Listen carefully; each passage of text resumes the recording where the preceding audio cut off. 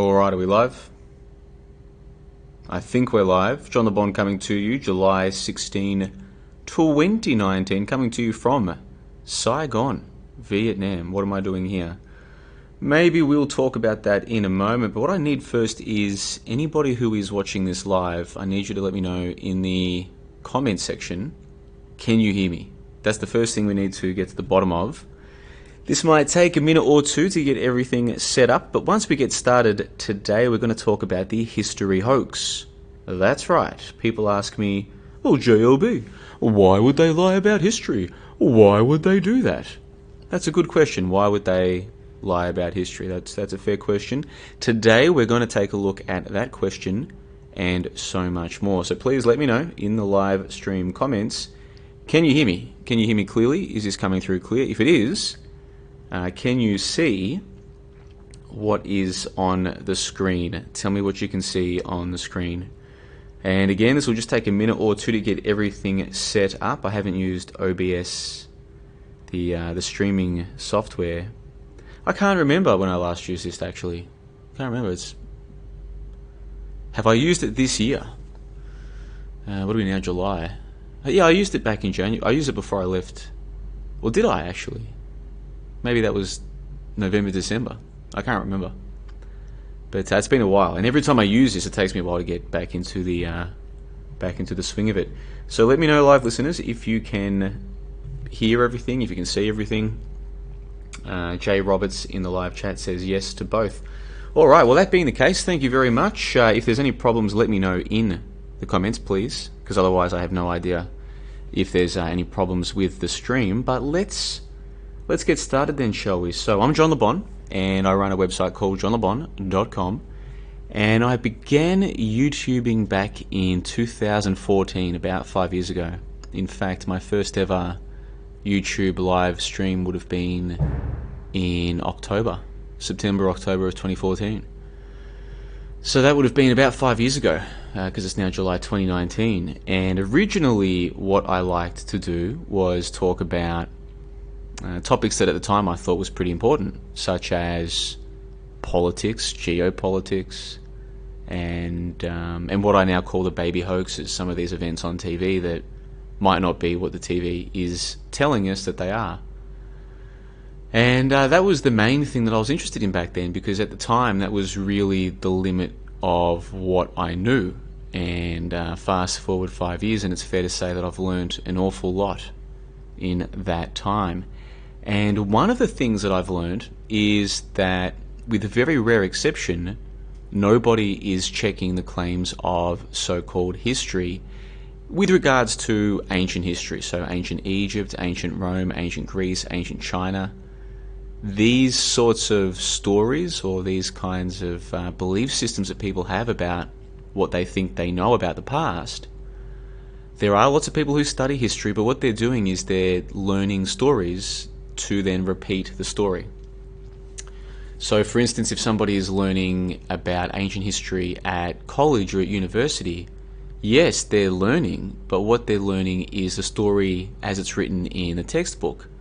What they're not doing, and what they're not being trained or encouraged to do, is to track down the primary source for the story.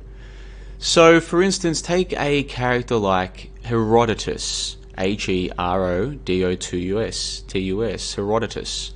This guy is known as the father of history. And according to official history, he's supposed to be the guy who was the first to document events of the past the way that we do now, what we call history. And this guy supposedly existed a couple of thousand years ago. So Herodotus, the father of history, is meant to be like the first historian.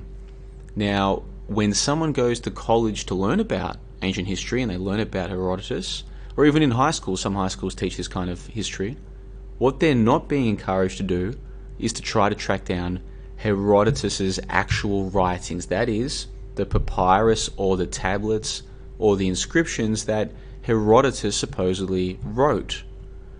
Instead, what they do is they read from what you might call secondary or even tertiary sources, that is, books that purport to be copies of what Herodotus wrote.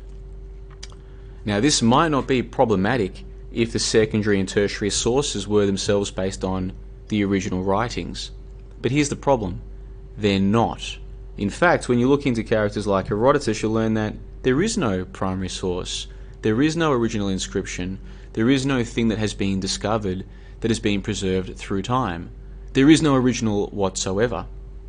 Now, people might come back and say, oh, well, you couldn't expect the writing to last for that long. I mean, how could you expect, writing to last for 2,000 years? It would have degraded. And it's like, okay, so you're cool with that. Are you cool with the idea that we have characters of history that we don't have any of their writings for? Are you cool with that? Because if you look into these characters, you'll find that is the case time after time after time. Not only that, but a lot of the sources that are now taken as being reputable or dependable or authoritative, they're less than 200 years old. So a lot of people think they're studying a copy of the primary source. So we don't have the primary source, but we've got a copy of it. That's the next best thing. A lot of those copies are only a couple hundred years old, tops. So whatever it was that they were copied from has disappeared, and they're only a couple hundred years old. Now, how do you know that these copies aren't themselves just fabrications or embellishments or completely make-believe? How do you know that? The instant response that you'll get might be, oh, well, there's too many experts, too many people would have to be in on it, blah, blah, blah. But what if all the experts are learning from the same secondary sources? So what if you could go to all the historians at Oxford or Cambridge or Harvard or Yale or any prestigious university, go to their history department or go to their liberal arts department or whatever department that their professors of history might be sitting in? What if you could go to all of them and you realised, hold on, these guys are all 40, 50, 60, 70 years old. They all have been learning from books that might have been published in the 1940s, 50s, 60s through to today. All somebody would have had to have done would be to have fabricated the source material for the books they learned from. Because if no one's checking the primary source, they're all learning from secondary sources, aren't they? So all somebody would have had to have done would be to corrupt the sources going back a couple of hundred years ago, and all the experts today would agree with each other's story because they all learnt the same story. Now you might come back to me and say, okay, JLB, well, okay, maybe that is possible, but what's your evidence that that's what's happened? Well, that's what we're going to be talking about today on this podcast, this stream. Now, it is 10:30 p.m. in the evening here in Saigon, Vietnam, and it is a very warm day, so you'll have to forgive me if I'm struggling just a little bit. But I'm doing my best to get through this, and hopefully by the end of this little podcast, this little stream, you'll have a better idea of why I say the things I say. Because one of the things I say is, history is a hoax. And boy, isn't that a controversial thing to say? What? History a hoax? But we've got so many experts and someone would have told us by now. And I'm here to tell you, yeah, your experts all parrot each other's same stories. There are no primary sources. And in terms of somebody coming to tell you by now, I'm that guy. That's me. Now you can ignore me. You can get angry at me. You can say bad things about me. That's all fine. But what we're going to establish today is that there are no primary sources. What we're going to establish is that the sources that we do have only go back a couple hundred years. What we're going to establish is that those sources all seem to come from the same small group of people. What we're going to establish is that places like ancient Egypt, where people are like, oh, but they've got bloody pyramids, mate. They've got pyramids that are thousands of years old. Yeah, you're told that the pyramids are thousands of years old, but why do you believe that? Why did I used to believe that? What we're going to establish is that the pyramids, we have no empirical evidence whatsoever that they're 2,000 years old. And in fact, it's quite plausible that they are also recent fabrications. So let me check out the comments just to make sure that the audio is coming through okay. We've got Jay Roberts and Andrew Dyson in the live stream chat. Hello to both of you guys. And I'll just reiterate what I was saying at the start. I haven't used OBS for a little while, so this is like a test run. And the reason why I wanted to do this stream this evening, I actually wanted to do it a couple of days ago, but by the time I get home every day, I'm too tired. I'm too tired to sit here or to stand here and fiddle around with OBS. But today I was like, no, can't put it off anymore. So that's what I'm doing, and I just want to play with OBS, and the reason why I wanted to talk about this topic is because just recently I've had a couple of people, both in real life and on the internet, say to me, well, why would they lie, JLB? Why would they lie about history? Why would they lie? To me, the answer is obvious, but I've had a lot of time to think about this. I've had years. The possibility, the prospect that ancient Egypt, and that's what I'm focusing on today, is ancient Egypt. The possibility or prospect that is fake, it's a fake make-believe thing. I was first exposed to this idea, or I first started pondering this back from memory in 2015. So I've had, 3 or 4 years now to get my head around all of this. So there are things that are going to seem obvious to me, but I have to remember, well, they weren't so obvious to me 5 years ago, were they? 5 years ago, I was completely oblivious. So let me start from the start here. Let's go through this and think through this logically. Why would they lie? Hopefully by the end of this stream, the answer to that becomes more obvious. So apparently the audio is coming through clear. Thanks again in the live stream chat for letting me know. So let's get this started. I've got all the tabs on my browser all ready to go. And I mentioned that one of the reasons I wanted to do this stream was because I've had people asking me, well, why would they lie? And just yesterday I saw this, was it yesterday or the day before, I saw this article in The Age, and that's a newspaper in Melbourne, which is the city I'm originally from. I'm currently travelling through Southeast Asia, Vietnam, and I'm originally from Melbourne, and then I spent a few years in Brisbane in Australia. So in Melbourne we've got a couple of newspapers. One of them is called The Age, and it's meant to be like the intellectual newspaper of Melbourne, I suppose. And I still check it pretty much every day. I check the headlines just to keep my finger on the pulse and see what is being said in the news. And yesterday or the day before, very recently, I saw this article, and the timing was perfect. This is entitled, this is the name of an article, Sneferu, and forgive my pronunciation, I did an interview on the Higher Side Chats last year, about a year ago, and I was pronouncing Herodotus. I was putting the emphasis on the third syllable, the O. I was calling it Herodotus, and there were a number of people like, it's not pronounced that way, it's pronounced Herodotus. I'm like, okay, what difference does that make? What I'm talking about is the sources, not the pronunciation. But at the same time, it does help to try and get the pronunciation correct. And so Sneferu, that's what I'm calling it, but it's spelled Sneferu, Sneferu. Pronounce it however you want. There's no ancient Egyptians here right now to tell us how they pronounced it, is there? That's another thing we'll talk about later. But yeah, that's what I'm talking about, Sneferu. And it's Bent Pyramid in Dahshur, Dahshur, Egypt, opens for first time in more than 50 years. So let me repeat this headline then. Sneferu's Bent Pyramid in Dahshur, Egypt, opens for first time in more than 50 years. Once again, this is coming to us from Fairfax Media, The Age, although it's from their subdomain traveller.com.au. So this should be on the screen there. Viewers at home should be able to see this. There it is, the image of a bent pyramid, and you can see the sand dunes in front of it, the clear blue skies behind it, and it says, the Bent Pyramid has opened to the public for the first time since 1979. So this is a story about a pyramid somewhere in Egypt, someplace called Dahshur, where they have reopened a pyramid for tourists to go and inspect. What date have they got on this one? Let me, for the sake of trying to be somewhat, academic about this, let's get the date of this article for reference. July 15. Okay, so it's dated to yesterday my time. But where are you? If you're in America, yesterday your time as well. So where are we? Yes, let me read this article out to you. And what we're going to do is we're going to go through this article, and I'm going to use this as an example, a way to demonstrate to you one potential explanation as to why they might be making this up. So, Egypt opened to visitors on Saturday the Bent Pyramid built for Pharaoh Sneferu, a 101-metre structure just south of Cairo that marks a key step in the evolution of pyramid construction. Tourists will now be able to clamber down a 79-metre narrow tunnel from a raised entrance on the pyramid's northern face to reach two chambers deep inside the 4,600-year-old structure. End quote. So what they're saying is that they've opened this pyramid and it's 4,600 years old. 4,600 years old. It's been closed for a few decades.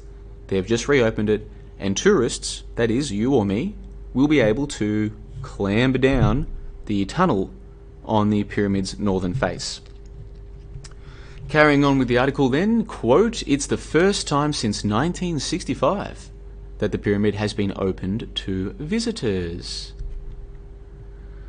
They will also be able to enter an adjoining 18-metre high side pyramid, possibly for Sneferu's wife Hetepheres, opened for the first time since its excavation in 1956, end quote." How would you pronounce that? Hetepheres. Hetepheres. Hetepheres. Hetepheres, that's what I'm going with. So they're saying that they've got the bent pyramid plus another pyramid, a side pyramid, and you, as a tourist, you and I can go and check that out as well.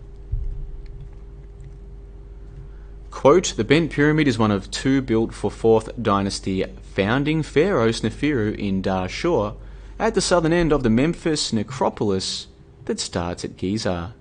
Its appearance is unusual. The first 49 metres, which have largely kept their smooth limestone casing, are built at a steep 54-degree angle before tapering off in the top section. The angular shape contrasts with the straight sides of Sneferu's Red Pyramid just to the north, the first of ancient Egypt's fully formed pyramids, and the next step towards the Great Pyramid of Giza. Architects changed the angle when cracks started appearing in the structure," said Mostafa Waziri, Secretary General of Egypt's Supreme Council of Antiquities. End quote. So the article has laid the foundation. They've told us what's happening. There's this new pyramid, a couple of pyramids, actually, that you and I, can go and check out if we so wish.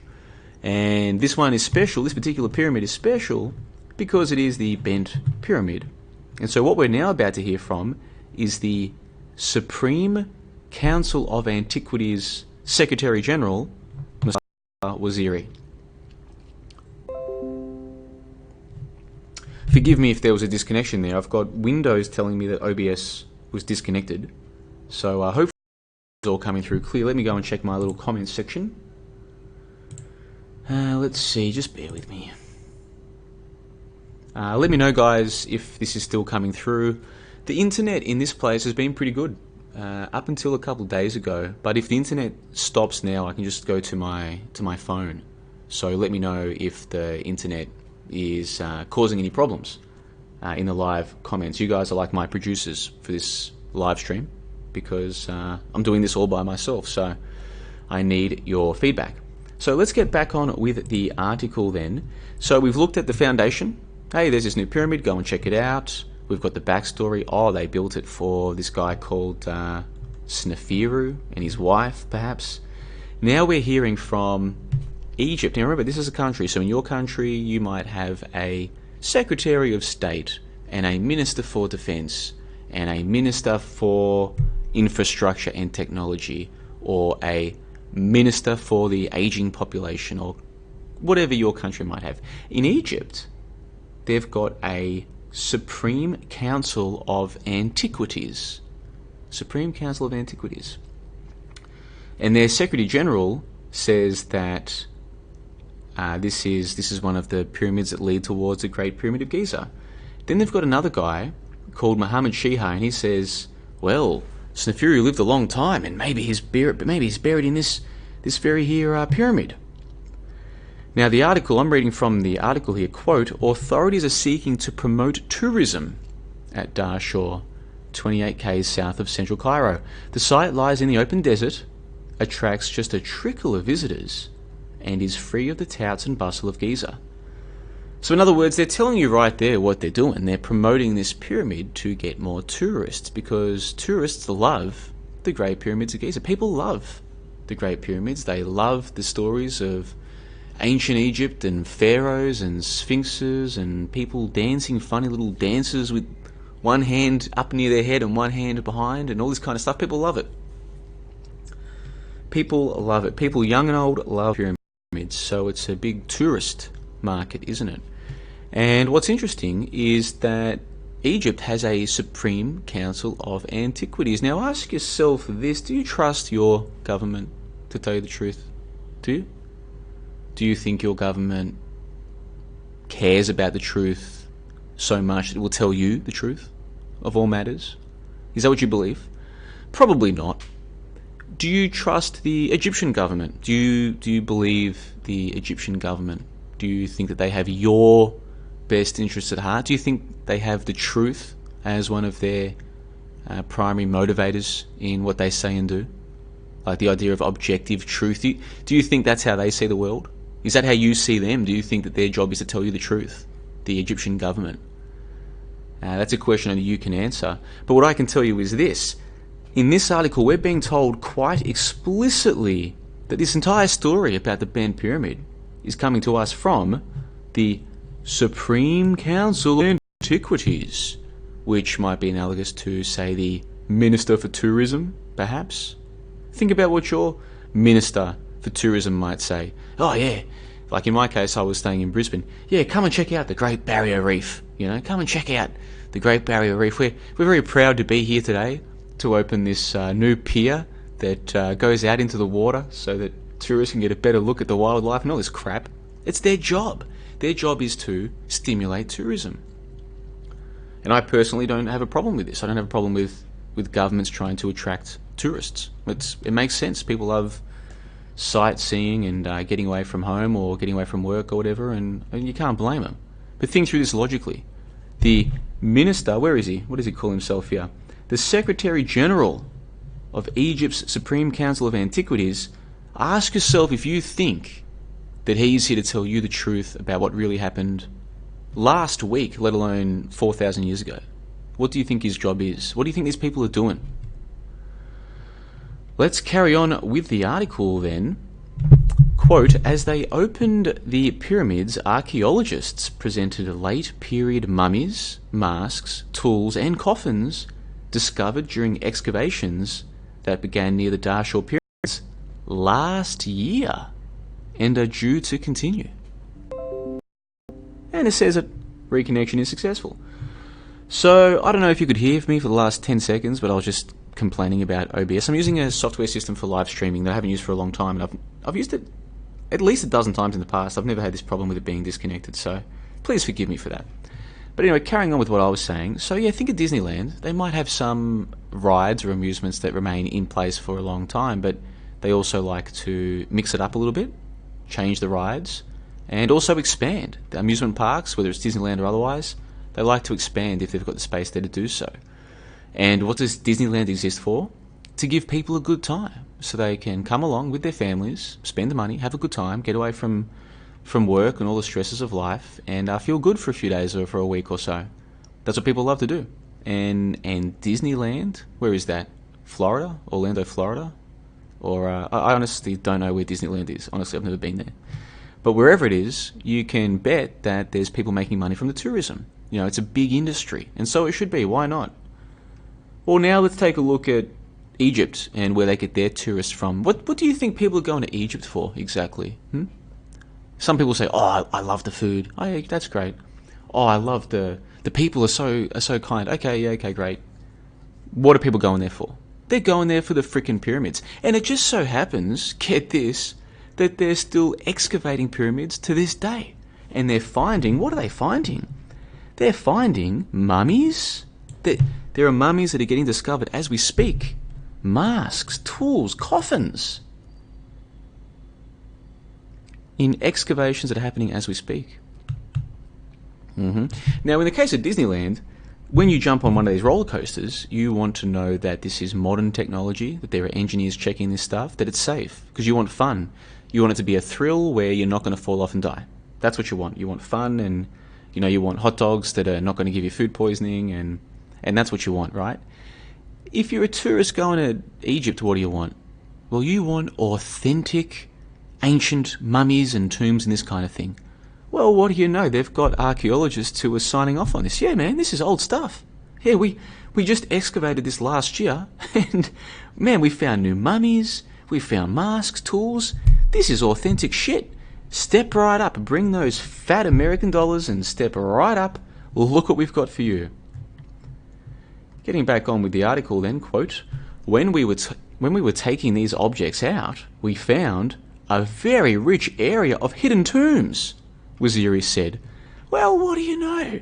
Yeah, the Supreme Council of Antiquities, they found a very rich area of hidden tombs. Well, what a fantastic surprise, hey? Because this is a place that depends on tourists for their tourism dollars. Tourists who are coming for an ancient experience, who want to see ancient mummies and shit, and these guys just happen to be finding them. It's just one of those lovely coincidences, one of those happy coincidences, hey? Getting back on with the article, quote, the promotion of Dahshur is part of a wider push to boost tourism, an important source of foreign revenue for Egypt that dipped steeply after the country's 2011 uprising before gradually recovering, end quote. Now again, this is coming to us from Fairfax Media, a major newspaper outlet in Australia, and they're telling us in black and white. Can you see that on your screen? Let me double check here. Can you see that on your screen? Yes, you can. Here it is. The promotion of Dahshur is part of a wider push to boost tourism, an important source of foreign revenue for Egypt. Which, you don't need them to tell you that, and you don't need me to tell you that. You should be able to work that out for yourself. Of course. This is big tourism dollars for them. If you know people who went to Egypt, what did they go for?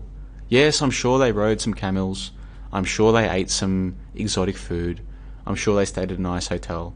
They could have done a lot of those things anywhere. What did they go to Egypt for? The frickin' pyramids, man. Ancient Egypt.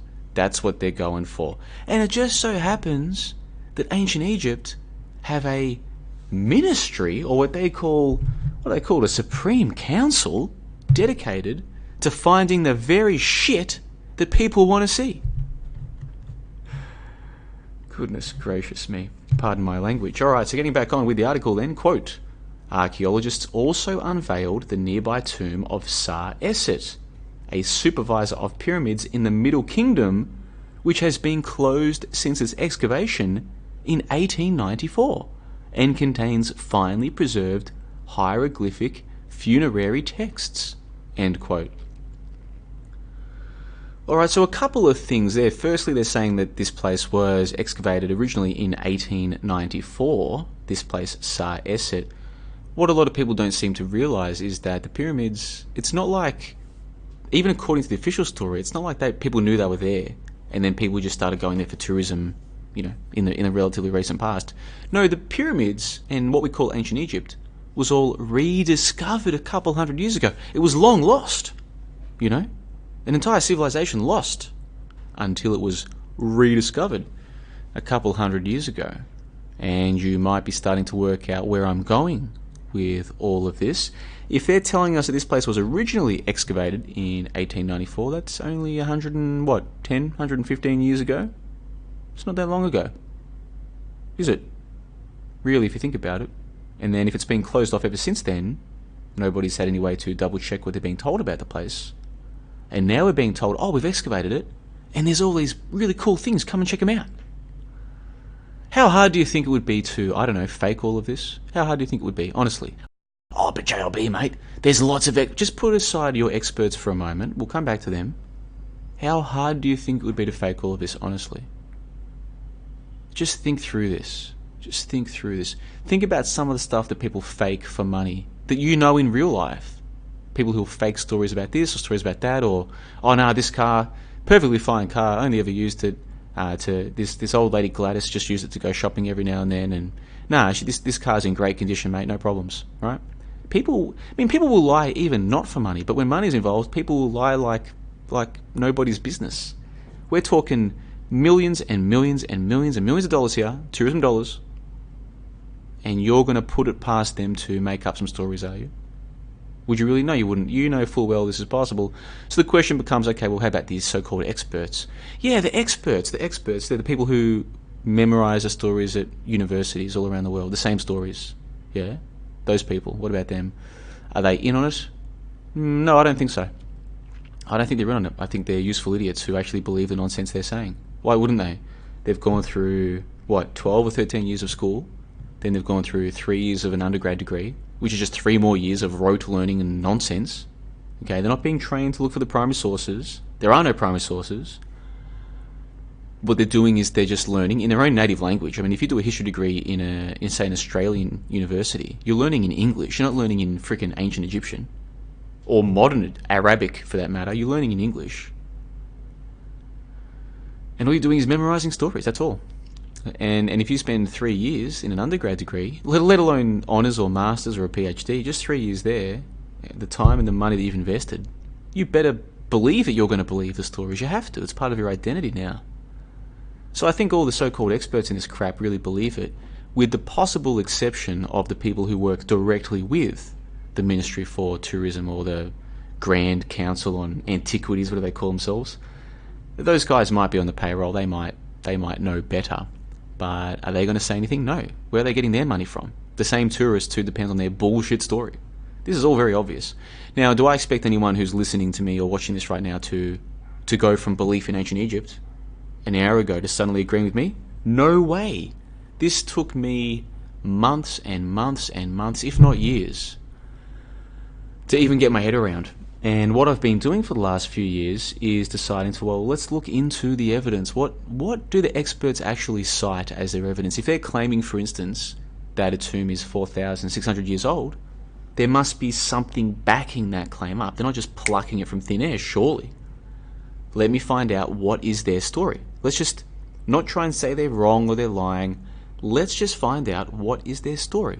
And then once we know what their story is, what's their evidence, how did they arrive at this conclusion, then we can inspect the story sensibly, logically, with common sense.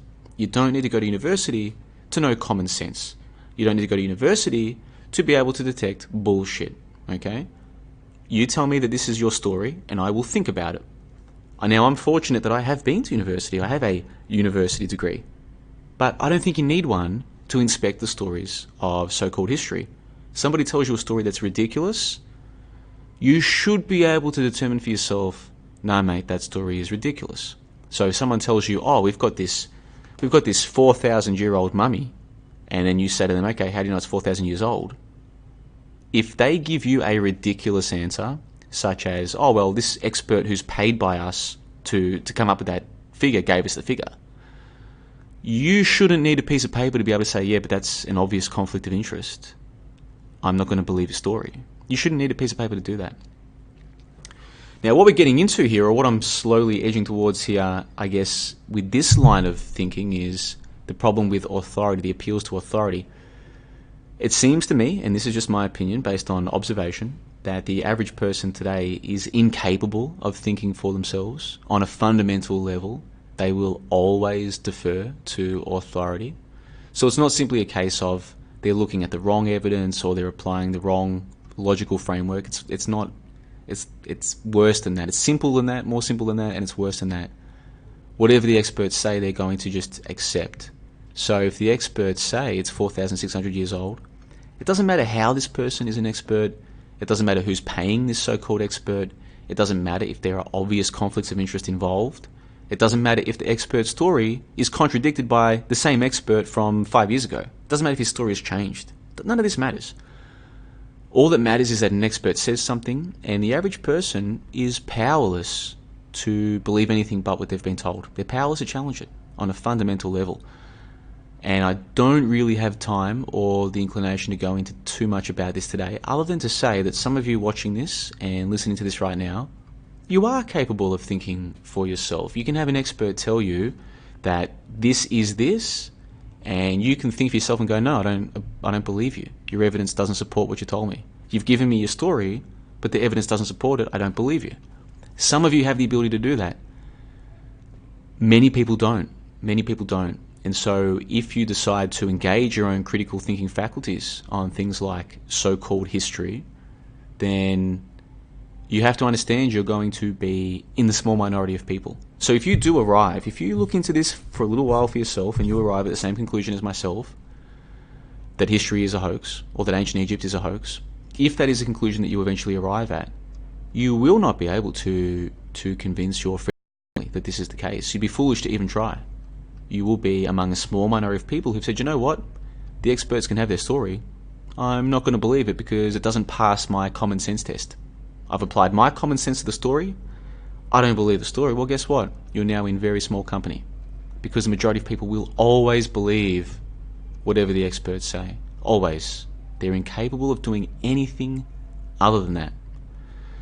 And maybe in another time I can go into more detail about all of this. But let's carry on with the article here at traveller.com.au from Fairfax Media in Australia. And I'm just reading an Australian article, but you can find the same story on The Guardian or New York Times or whatever. The same basic story. Now, let me just go and check the comments. And apparently everything's fine. Thank you to all the people in the live comments for keeping me updated on the quality of the stream. I don't have a producer. I'm doing this all by myself, so hopefully it's coming through all right. So let's carry on with the article then. Let's see, they've got a picture here and it says tourists look at recently discovered artifacts at the Bent Pyramid during the opening. How about that? There's only one section left here. Quote, foreign ambassadors invited to attend the archaeological announcements were led sweating into the tight spaces of the tomb, which is not expected to be opened to the public for another 2 years, end quote. So there you go, you've got plenty of time to save up your money to go on this once-in-a-lifetime trip into a tomb that belonged to Sneferu and possibly to his wife as well. So one of the questions I wanted to ask you out there who are listening and watching this stream is this. It's saying I've been disconnected. Now it says I'm reconnected. I don't know why it's doing that. But anyway, where's our friend here? Where's Mr. Waziri? Here we go. What if the Secretary General of Egypt's Supreme Council of Antiquities, what if you find out next year he's telling a similar story? They've got a new excavation, right? Would you begin to wonder then? Or what if 12 months after that there was another story? And once again, Mustafa Waziri or one of his comrades, they had another amazing At what point would you think to yourself, actually, this is a little bit suspicious, that the people whose job is to increase tourism continue to find the very things that bring the tourists in? What's the threshold? What's your threshold here? What's the limit? Is there an upper limit to what you will accept before you'll start to wonder, hey, hold on a second here, mate. You keep finding all these new things, and none of us are there to check when you're finding them either. We just have to take you at your word. And your archaeologists, well, they've got a vested interest in all of this because they kind of need these areas as well. Otherwise, what are they experts in? I mean, they kind of need ancient Egypt and all of what we're told about it to be real, because otherwise, what are they experts in exactly? So you guys are getting the tourist dollar. The so-called archaeologists are getting to be expert Indiana Joneses, excavating and finding all these things, or at least that's what they get to tell the world that they're doing. But us, we just keep getting all these stories about new excavations, like new rides at Disneyland. At what point would you start to ask questions, is where I'm going with this. Let's take a look at the Wikipedia page for ancient Egypt. Now, why do I want to look at Wikipedia? Wikipedia, for most people, so far as I can tell today, is the go-to source of information. This is the modern day, and I hate to say it, Library of Alexandria. And some of you will know why I say that. I hate to say that, but this is where people go for their information now. People type in ancient Egypt, they might end up at history.com, they might end up at some other website, but chances are they're going to be reading Wikipedia. People tend to trust Wikipedia. People will tell you, oh no, I don't fully trust it because it could be edited by anyone, but generally speaking, this is where people are getting their information, and most people don't look beyond the surface, because they're too busy or it's not convenient. They're not checking what they're told. They're just going to read, well, what is the story, and they'll be happy with that. So chances are, for most people, they're going to end up at Wikipedia. So let's take a look at what Wikipedia says about ancient Egypt. This is from wikipedia.org, Ancient Egypt. This is the opening segment, the opening section, paragraph if you like. Quote, ancient Egypt was a civilization of ancient North Africa concentrated along the lower reaches of the Nile River in the place that is now the country Egypt. Ancient Egyptian civilization followed prehistoric Egypt and coalesced around 3100 BC with the political unification of Upper and Lower Egypt. The history of ancient Egypt occurred as a series of stable kingdoms separated by periods of relative instability known as intermediate periods. The Old Kingdom, Early Bronze Age, Middle Kingdom, Middle Bronze Age, New Kingdom, Late Bronze Age, and so on and so forth. It's a very detailed piece. There's got to be thousands of words here. What I want to look at is the references. So the idea in academia, or just the idea in, I guess, writing about historical events, is you have to be able to cite where your information is coming from. That's the idea. Okay, so if I produce for you an essay and I say, here is what happened in Australia in the 1930s. Well, you can tell just from listening to me, I wasn't there. So where am I getting my stories from? So it might be that I've decided to read the diary of someone who was there in the 1930s, and I've decided to read someone else's textbook that was written around about the time of the 1930s that was recounting what happened. And I've decided to track down some newspapers from the Queensland State Library, and they've got copies of the newspapers. So I've got all these different sources of information, and so when I tell you that this person said this or this person did that, I can also tell you where I got that information. And that way, if you want to find out more, you can go and check it. So it's like, you might read my essay and go, yeah, that makes sense, that makes sense. Hold on, you're claiming that some guy, I don't know, won an entire sheep station in a pub game of poker? Well, that sounds a bit... I mean, who would really gamble a whole sheep station in a game of poker? Where'd you get that story, JLB? So then you look at the little number and it says reference number 7, right? So then you go to the end of the essay, and at number 7, I write, I got that from the Queensland Bulletin, the 5th of May, 1930, for argument's sake. So now you can write, did JLB read information from that newspaper, or did he just make this up and pretend he got it from them? I'm now going to go and track down that newspaper. So you send an email to the Queensland State Library, hey guys, can you check something for me? Blah, blah, blah. They come back to you and they go, yep, that's what was printed. It says right here that, I don't know, Jeffrey Jones lost his entire sheep station in a drunken game of pub poker. Page 3 of the Queensland Bulletin, May 5, 1930. Now that doesn't mean you have to believe the Bulletin story, but at least you know where that story has come from, so you can make a decision.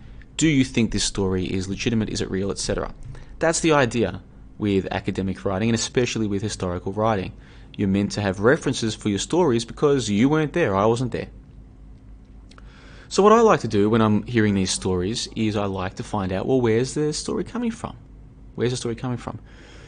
Now, in the case of ancient Egypt, it'd be easy to imagine, well, we're getting the stories from contemporaneous writers. There were people in 3000 BC who were writing about what was happening. But that's not the case. There is no information from 3000 BC. Zero. None whatsoever. So where is information coming from?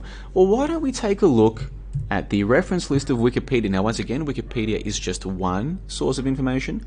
But as I tried to explain, I think for a lot of people, this is where they get their stories.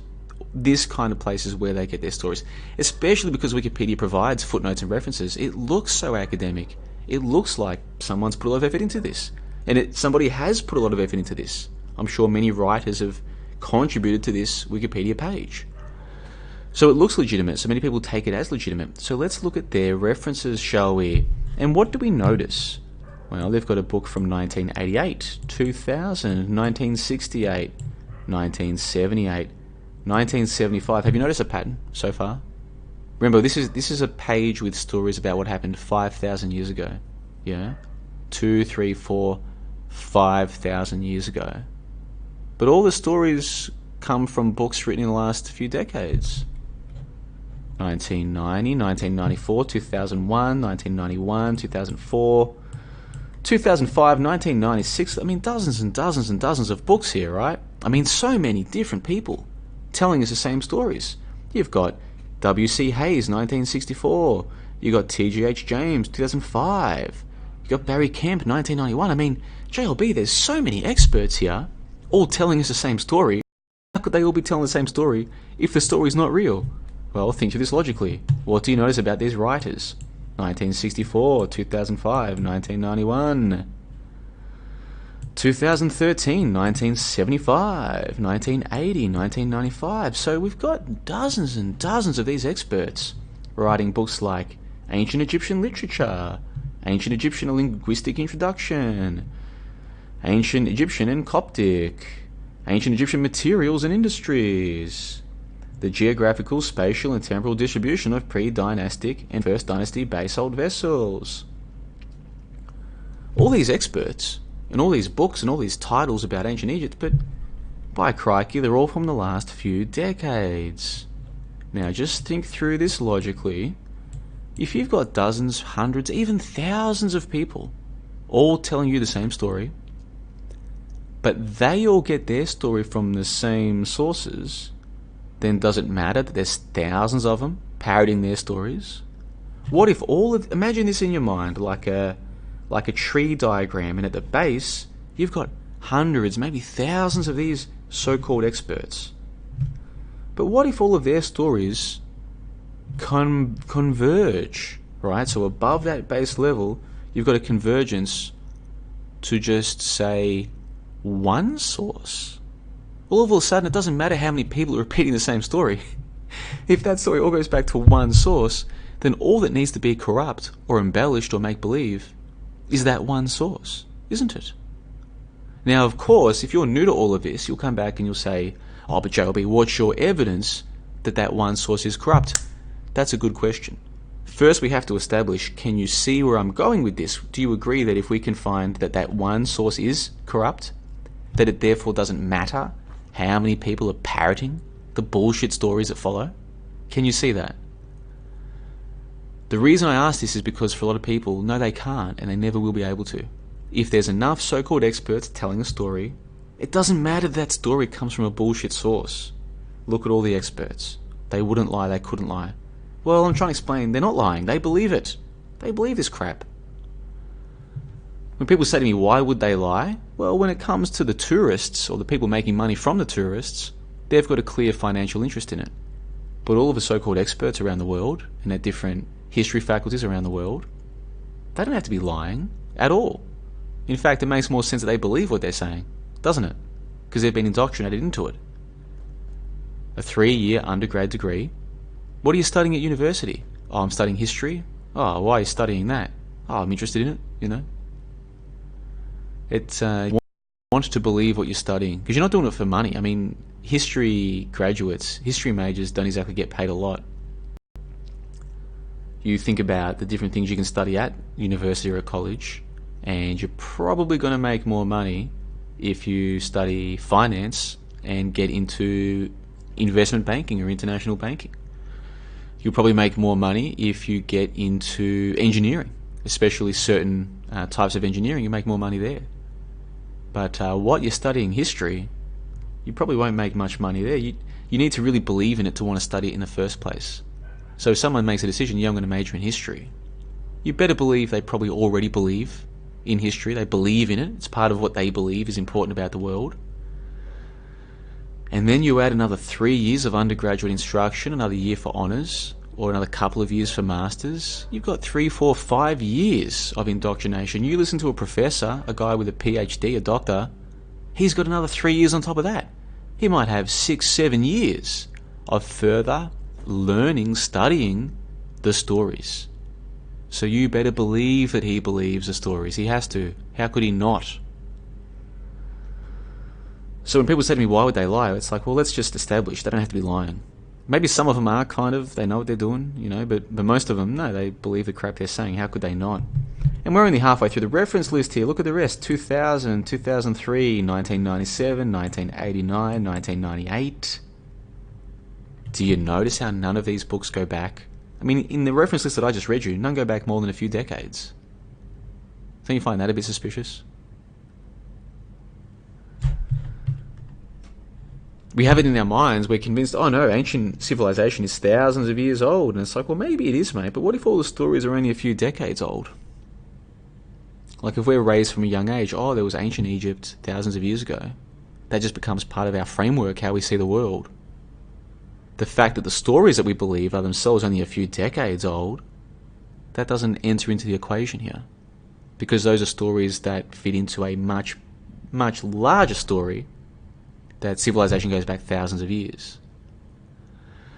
And of course, we're being told that fundamental story, that foundational framework, when we're kids. They're not giving us evidence when we're kids. It's just like, oh, hey, kids, let me draw this on a whiteboard. What is this? A triangle? Close. This is a special kind of triangle.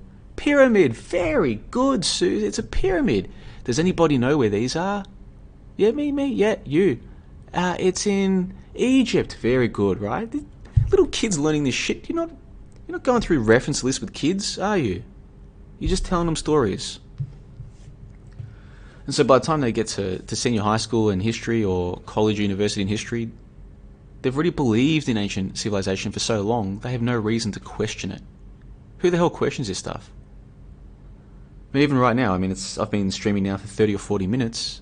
There'd be people listening to this going, why is this guy questioning this? This is crazy, man. This guy's actually questioning history? This is crazy. This guy is freaking crazy, man. Is he seriously questioning history, right?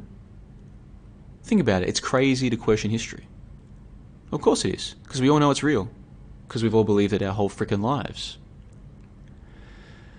So the person who comes along and does question it is crazy. Okay, he is crazy. He's a crazy man. What kind of crazy man does this? Yeah. And so anyone out there who's thinking, oh, well, before JLB was saying is true, someone would have come and told us by now. Who? Who the hell's going to come and tell you? Just to have you tell them that they're crazy for daring to question this stuff. What? You would question the experts? You're crazy. But if anyone does question the experts, they'd tell us by now. So further reading, we've got John Baines and Jeremiah Malik, 2000. Next is 1999, 1992, 1997, 2001, 2003. All these sources, only a few decades old. Oh, but JLB, that's because they've got better information now. They've done more excavating, and that's why they've got all these updated textbooks. Is because they've got more information from the excavations. Yeah, okay. So those excavations then become the source.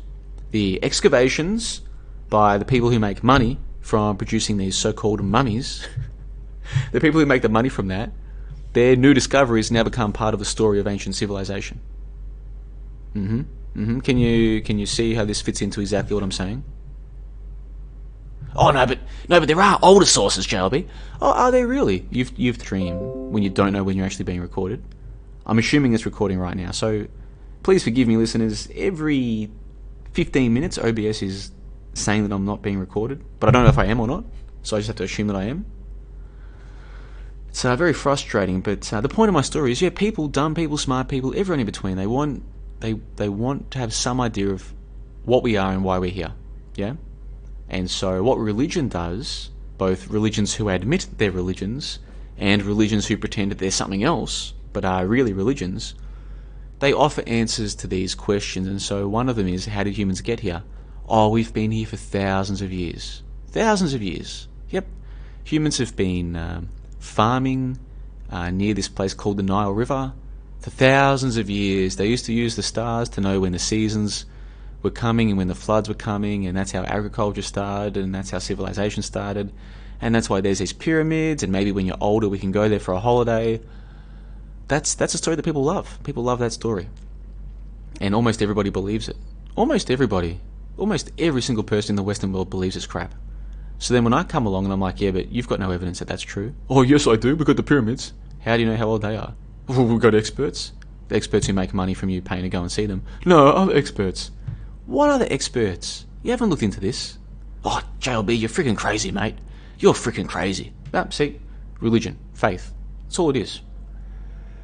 Now, if somebody genuinely sets aside the time to go and look for the evidence, the primary sources for Herodotus, the father of history, they're going to learn that there are none. They're going to see that there are none. And so what has happened is several times, maybe I want to say between 10 and 15 times now, I've had someone who has contacted me, whether through email or comments on my site or through my Discord server, who've said to me, basically, look, I found what you were saying hard to believe, so I went and checked, and I also found that there were no primary sources. Okay, so I'm paraphrasing what they've told me. That's the basic gist of what they've said. I found it hard to believe what you were saying, so I went and checked, and you're right, there are no primary sources. And I'm like, yeah, there are none. Things go back a couple hundred years tops. A couple of hundred years. And I'm not just talking about ancient Egypt. I'm talking about, say, the Bible, for instance. You think the Bible's 2,000 years old? Why do you believe that? Why do you believe the Bible's 2,000 years old?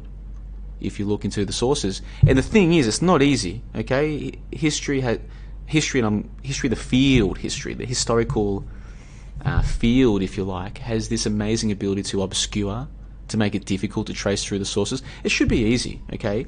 If you hear a story about, for instance, these pyramids in Giza, it should be right there at the bottom of the article. Here is why we're claiming this. Here is the expert who dated this. Here is the expert who signed off on the provenance of the text or something, right? Then it should be easy to click on that and then go find out, all right, you've got this book. This book claims to have been published in this year. It claims to have got its information from this other book. It should be so easy, but it isn't. It isn't. It takes hours and hours. I can't tell you how many hours I've been sitting there at a cafe on my second coffee for the day, and I've got my little pen and paper and I'm writing, and I'm like, hold on. I've seen that name before. I've seen that name before. Then you have to go and Google that name. And it's like, yeah, I knew it. That's the same guy who supposedly found the other book.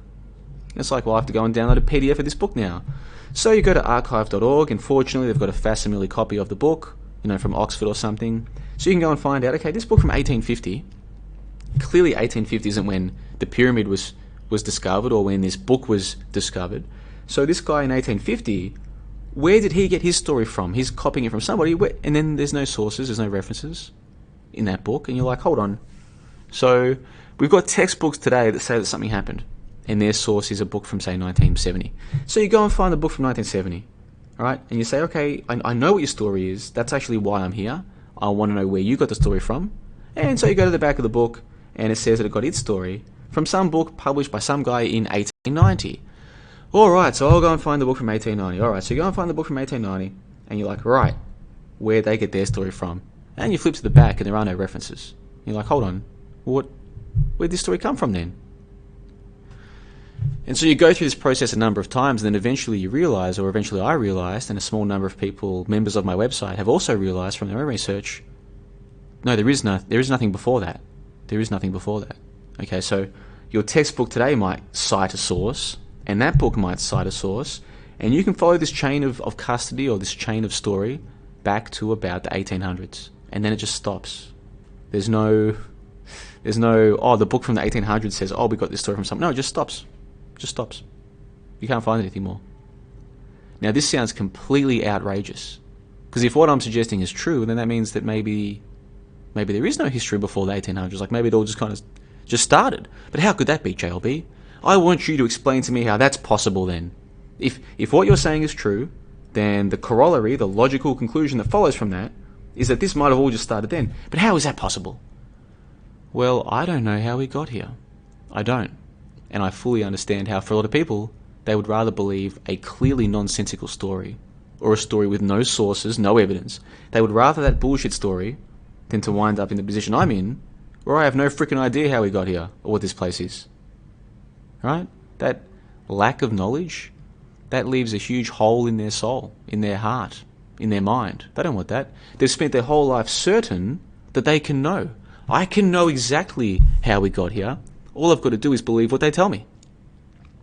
And they're telling me that humans have been here for thousands of years. So I can know so much about the nature of humanity just by coming with the experts, yeah? Then JLB comes along and says, yeah, but you think the experts have evidence for their stories, but if you check, they don't. They're just making this up quite clearly. And then the so-called experts today, they actually believe this crap. They don't even check.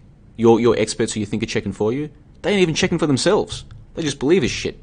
They spent 3, 4, 5, 6, 7 years in being indoctrinated with this shit. They're not checking. They actually believe this crap. But there's no evidence. Well, all of a sudden, all of this egoism, all of this, I'm so smart because I know how we got here, bang, yeah? Like a shot to the heart. Who wants that? Not many people. And I think that's one of the main reasons why what I'm suggesting, this will never become a mainstream belief, what I'm saying. This will never even get big in the conspiracy culture. People, oh yeah, I know the government's lying. I know we can't trust the government. It's like, okay, cool, do you believe that we've been here for thousands of years? Yeah, of course. Why do you believe that? Well, they wouldn't lie about that, Even in conspiracy culture where people pretend that they challenge what they're told, this will never be more than a fringe belief, a fringe way of seeing things. It can't be more than that. It's a very, very small proportion of people who can live day to day without some overarching story of why they're here. So whether you believe in young earth creationism, or you believe in the Big Bang, or you believe that humans have been here for thousands of years, any of these stories, any of these creation myths, which is all they are, they're all just creation myths. So long as you've got something to give you some grounding, it makes your life a lot easier.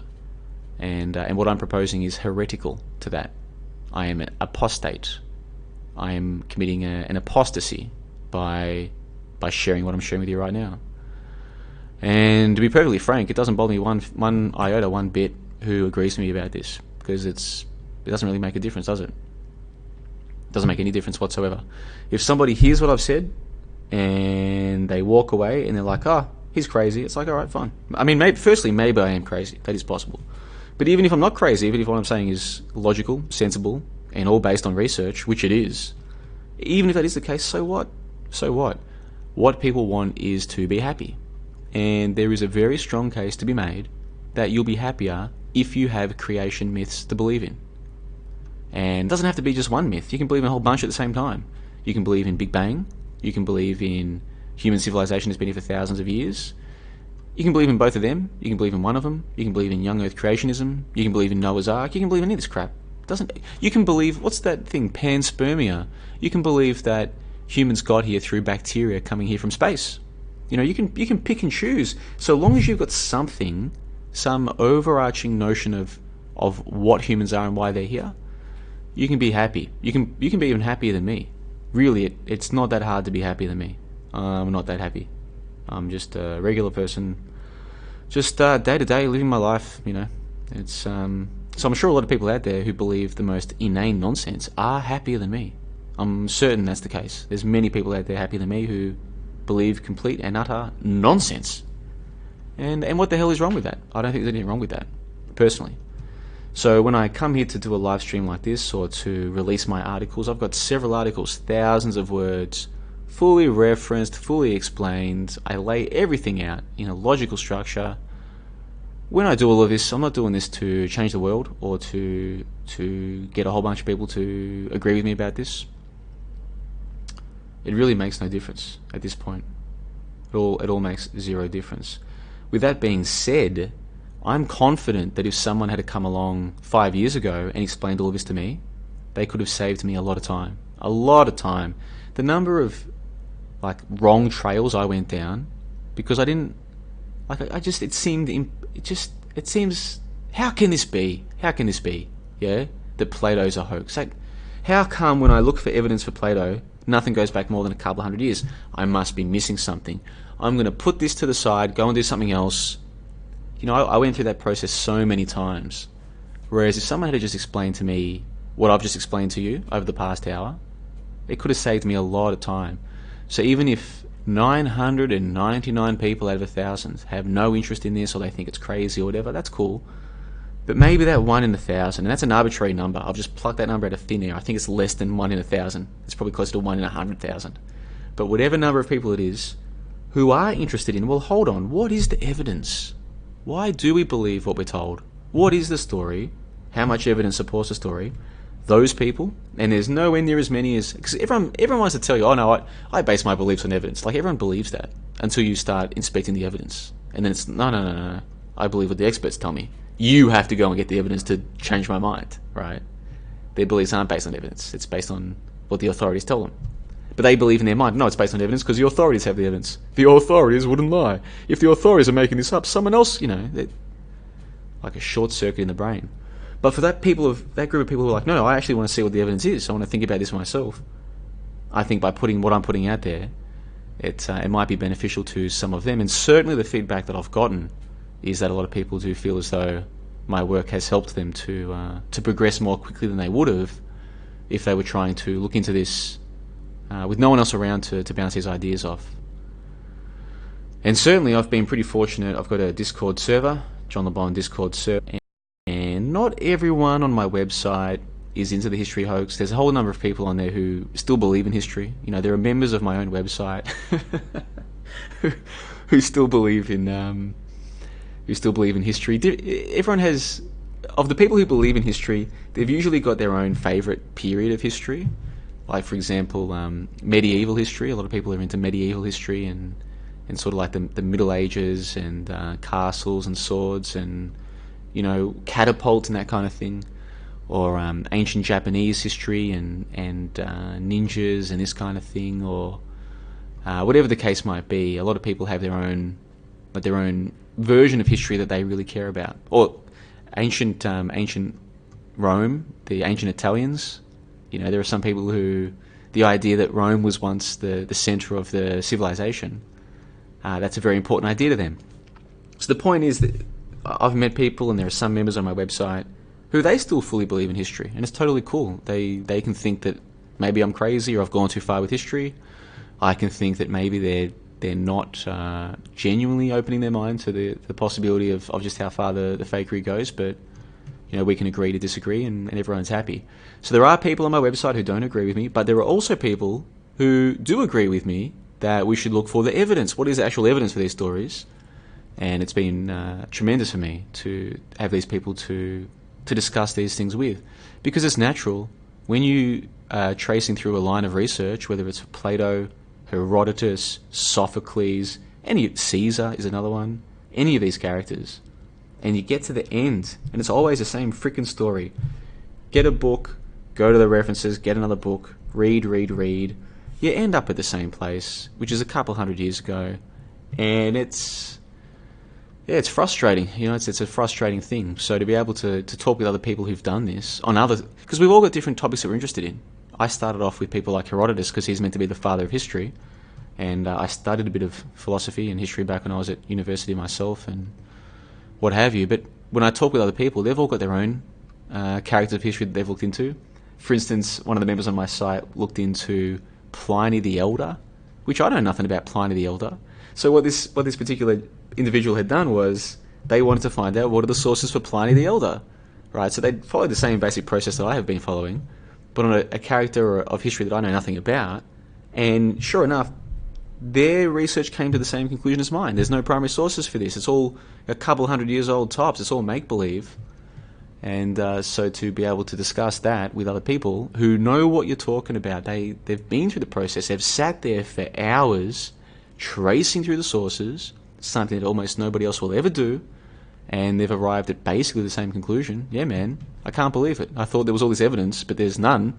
It's like, yeah, I can relate to that. So that's been cool to have that. And yeah, sure, I mean, if the website got another 2 dozen people who were doing this, that'd be awesome. So I'm not saying, I don't want more people to do this. Of course, I've got a vested interest in more people doing this, but it will only ever be a small proportion of people who will do this for a whole bunch of reasons. So let me go and check the live comments. Let's see if we're still streaming. I haven't checked for 15 minutes. For all I know, I've been talking to myself for the last 15 minutes. Let's go and check it out. Give me a second here. Let's take a look. Let me go and check this out. Let me read out some of the comments. If you're just joining us, by the way, I'm John LeBon. I run johnlebon.com, and I talk about a whole bunch of topics, including the fact that history is a hoax. Let me read out some of the comments. It's Fusion says, superb. The jig is up says, lost. Like when a child stands behind the curtain and you pretend you can't see him. Where are you, little ancient Egypt? Where'd you go? Oh, there you are. Time to reopen the park. Yeah, it's like that. They close it off for 50 years. We can't see it. No one can see it except the experts. And then the experts say, we've got all these mummies and all these tombs and stuff. Come check it out, guys. Come bring your families. It's fun for the whole family. Validation Boy says, listen up and learn something here today, viewers. You've found one of the best thinkers alive today. Well, that is a very lovely thing to say, Validation Boy. Thank you for that. I appreciate that. VB and I go back to 2015, maybe 2016. And at the time, I was basically a flat earth heretic.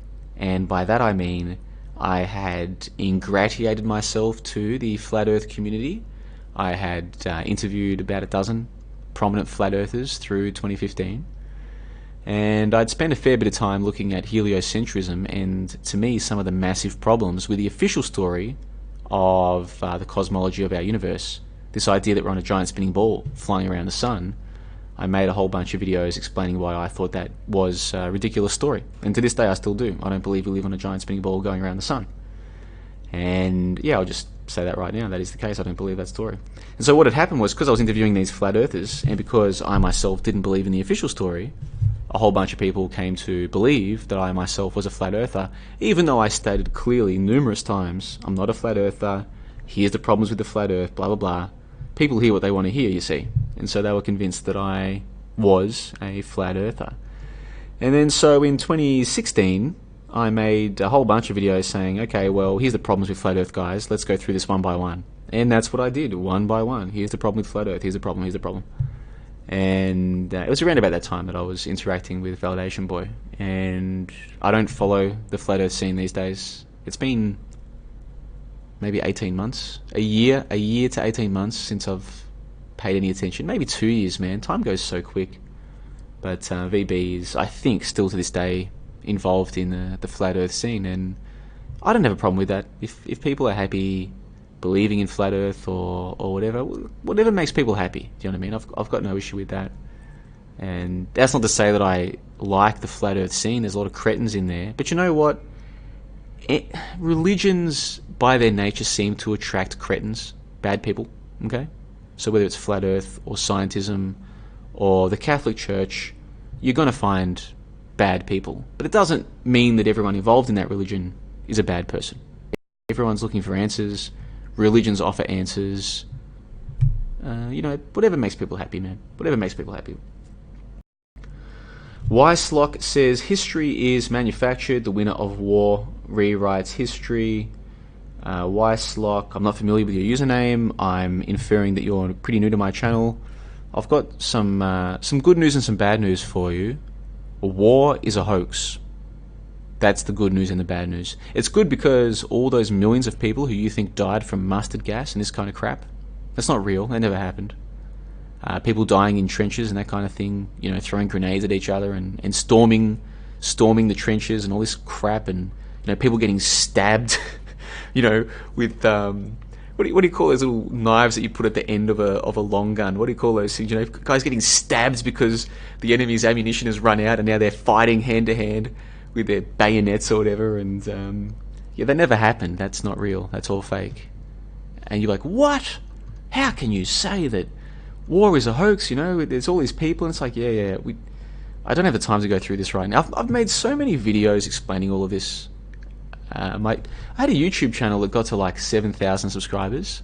It could have been 4 million, 5 million views. I can't remember, but it was, for a regular person like me, I was pretty proud of that channel. And I had heaps of videos on there explaining all of this, and that channel got deleted by YouTube, sadly. And I will re-upload a lot of that material. But yeah, war's a hoax. Now, am I saying that nobody's ever been sent to war? No, people have been sent to so-called war. But what you've seen on the screen, on movies, and in textbooks, that's not real. There weren't people throwing grenades at each other in trenches and all this stuff. That's not real. Oh, but my grandpappy... Yeah, I don't have time to go into this, but none of that's real. That's not a real thing. So this idea that people who win the war write history, it's like, what war? Like, the victors of war write the history, and it's like, what war are you talking about? There is no war, there was no war. That's not a real thing either.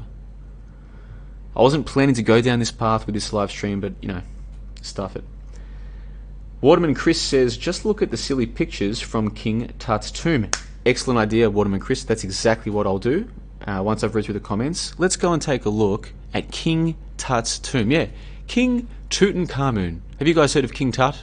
Why don't we spend some moments, some time, a few minutes, looking at King Tut's tomb? We'll do that in just a moment. Bear with me.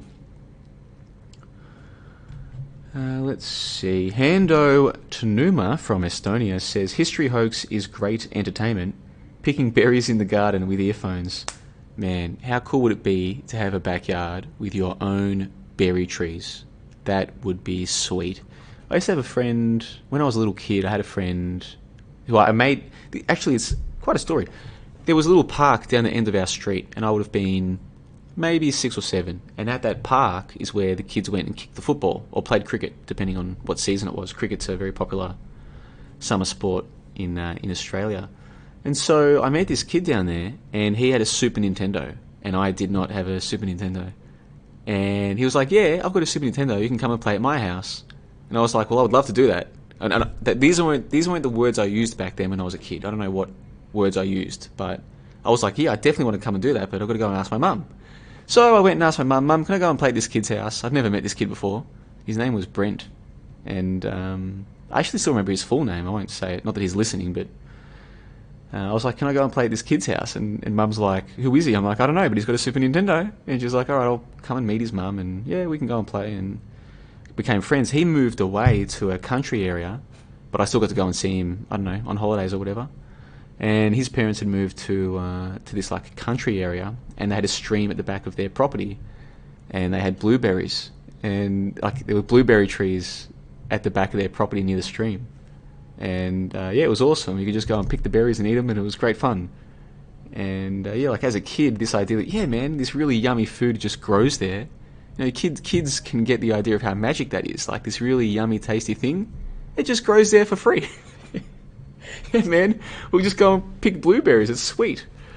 And yeah, so if I ever do have a house, if I ever do have my own property, man, it would be cool to have my own berry trees and fruit trees. And actually, I'm in Vietnam right now.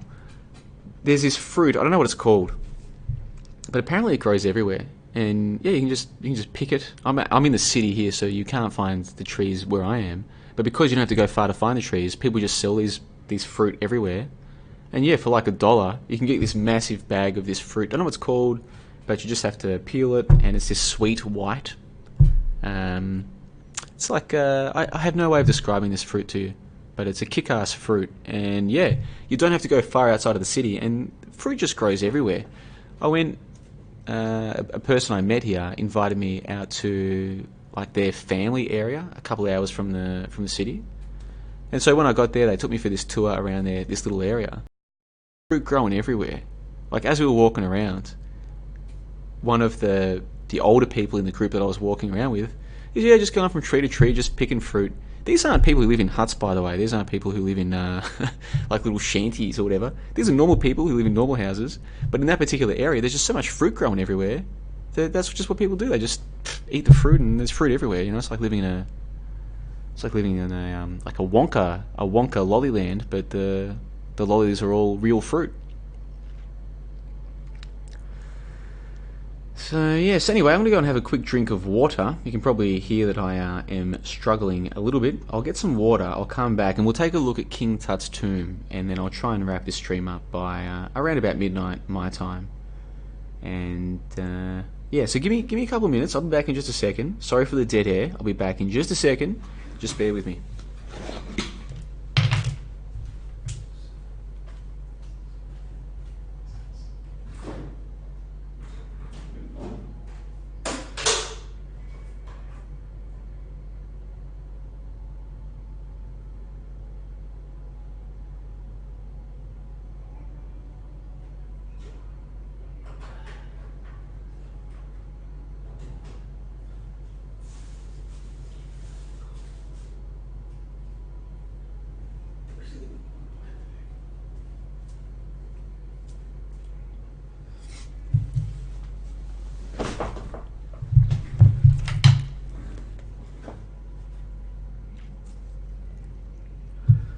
Alright, I'm sorry about that, I'm back, but I got one of these little fruits. So what happened was, a couple of days ago, I saw this lady selling these fruits just on the road near my apartment.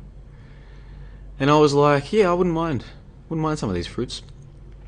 So I just gave her, what did I give her? 20,000 dong, which is like $1, 90 cents or something, which I assumed would get me like a handful. She gave me this big bag, like a giant plastic bag. I was like, I don't want all those. I'm probably not going to eat them all before they go off. And I'm like, well, I don't want to... Like, I'm not going to ask her for 40 cents back. Like, she can keep the money. I might as well just keep the bag. So that's what I did. So I've got a ton of this fruit. So I've been going nuts on these fruits for the last 2 days, and I've still got half a bag left. It's crazy. So there's this very, very little fruit, and I don't know what they're called.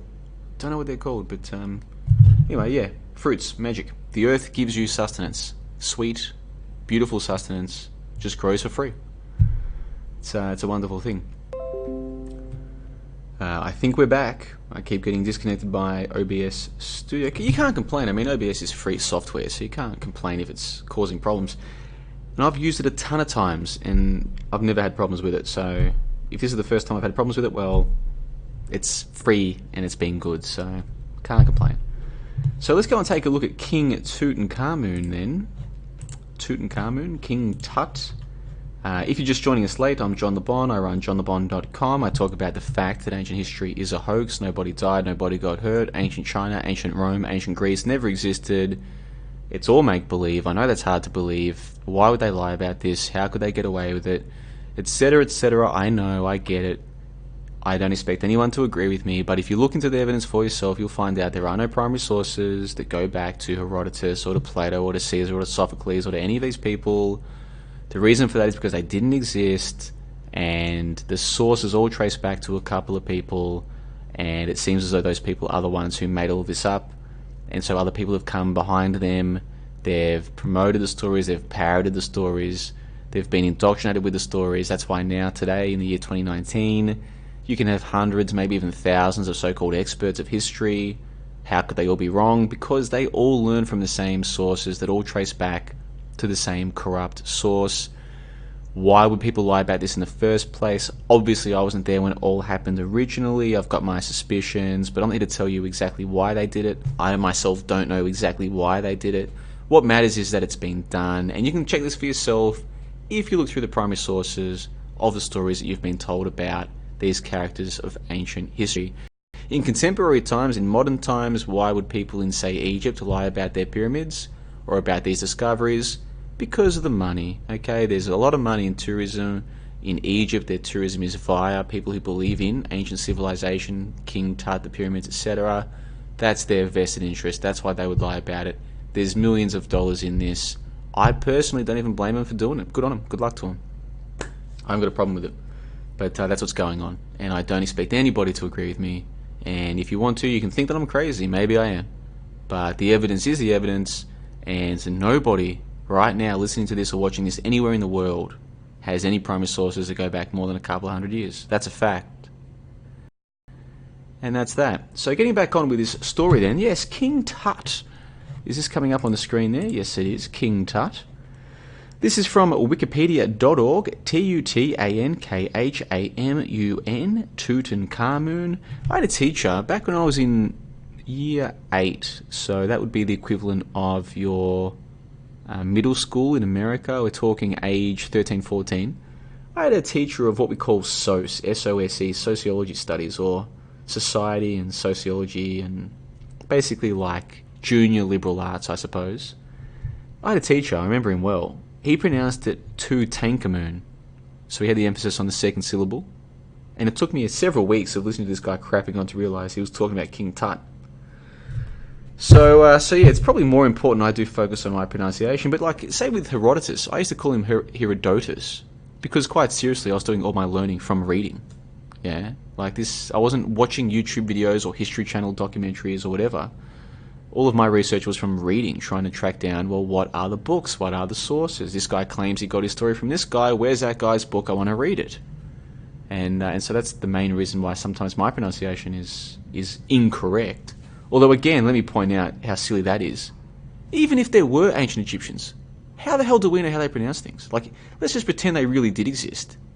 They weren't writing in English. Like, look at this. King Tut. Tutankamun. Okay, so in English we use these letters. What do we call them? The Roman script, or whatever you call these symbols that we use to make these sounds. You know, T for T, U for A, T for T, A for A.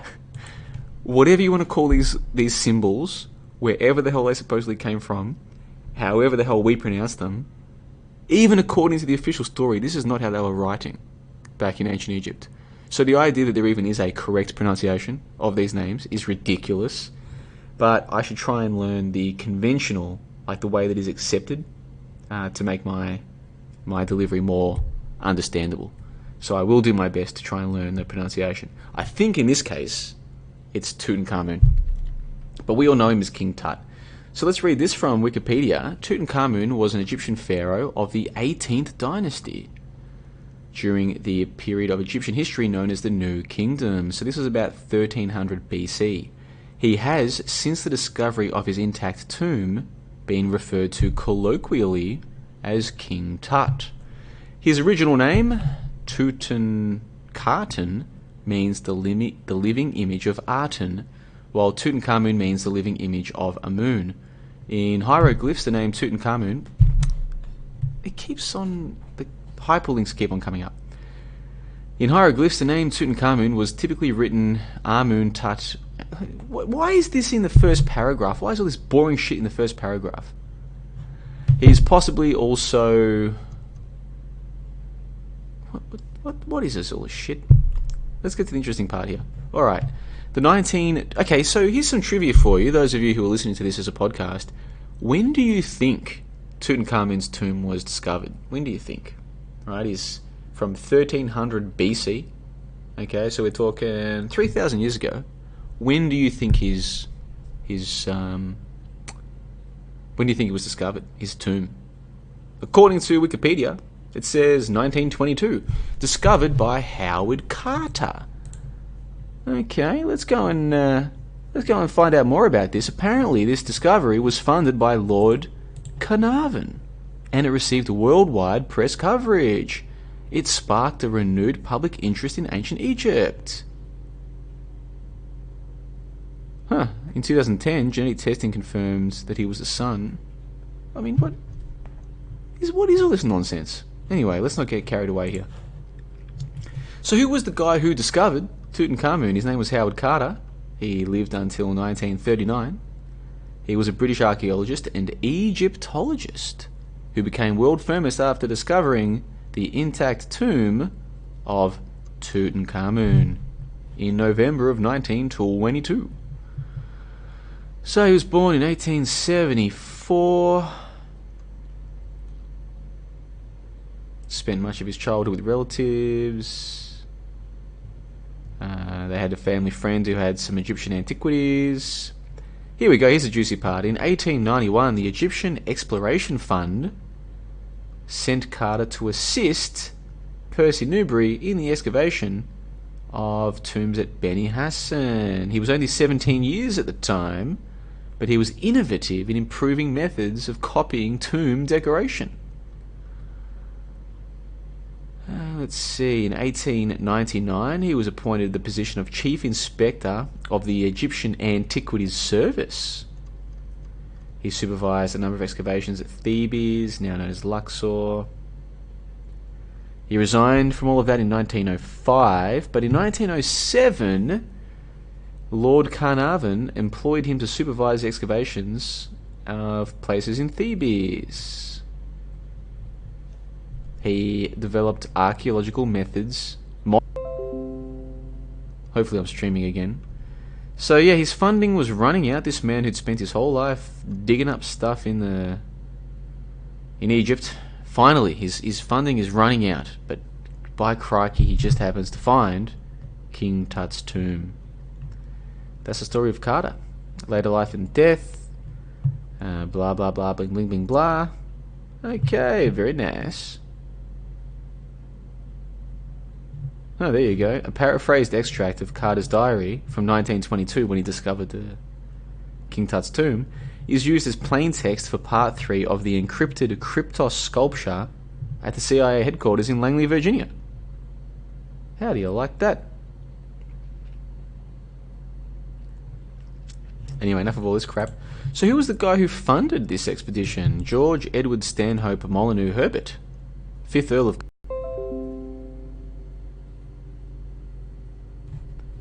So it keeps connecting me and disconnecting me, guys. I don't know why. It could be the internet. I keep saying it's OBS's fault. It might not be OBS. It might be the internet here. I should have thought of that. Next time it disconnects me, I might try and use my my phone Wi-Fi. So now, where was I? Let's see. Oh yeah, blah blah. So this rich dude funds the expedition. Blah blah blah blah blah. So that's the story of King Tut. So anyway, let's take a look at some photos. That's what we're really here for. Let's find the photos of King Tut's tomb. Yep. Howard Carter and Associates opening the shrine doors in the burial chamber. Ooh. Wow, look at these jewels that they found. The scarab. The Tutankhamun scarab beetle. Look at this. Wow, thousands of years old, guys. Yep. Thousands of years old, guys. The experts wouldn't lie about that. What else you got? Oh, here we go. Tutankhamun's chest. This will be great. Look at this. I mean, fair income. Give me a look. Look at this. So you're supposed to believe, and I'm supposed to believe, and the whole world apparently does believe that this thing is 3,000 years old. Okay? They've found a tomb on their last summer of funding from some Rothschild multi-millionaire, billionaire family baron, some shit. And they've opened up the tomb. They had a photographer.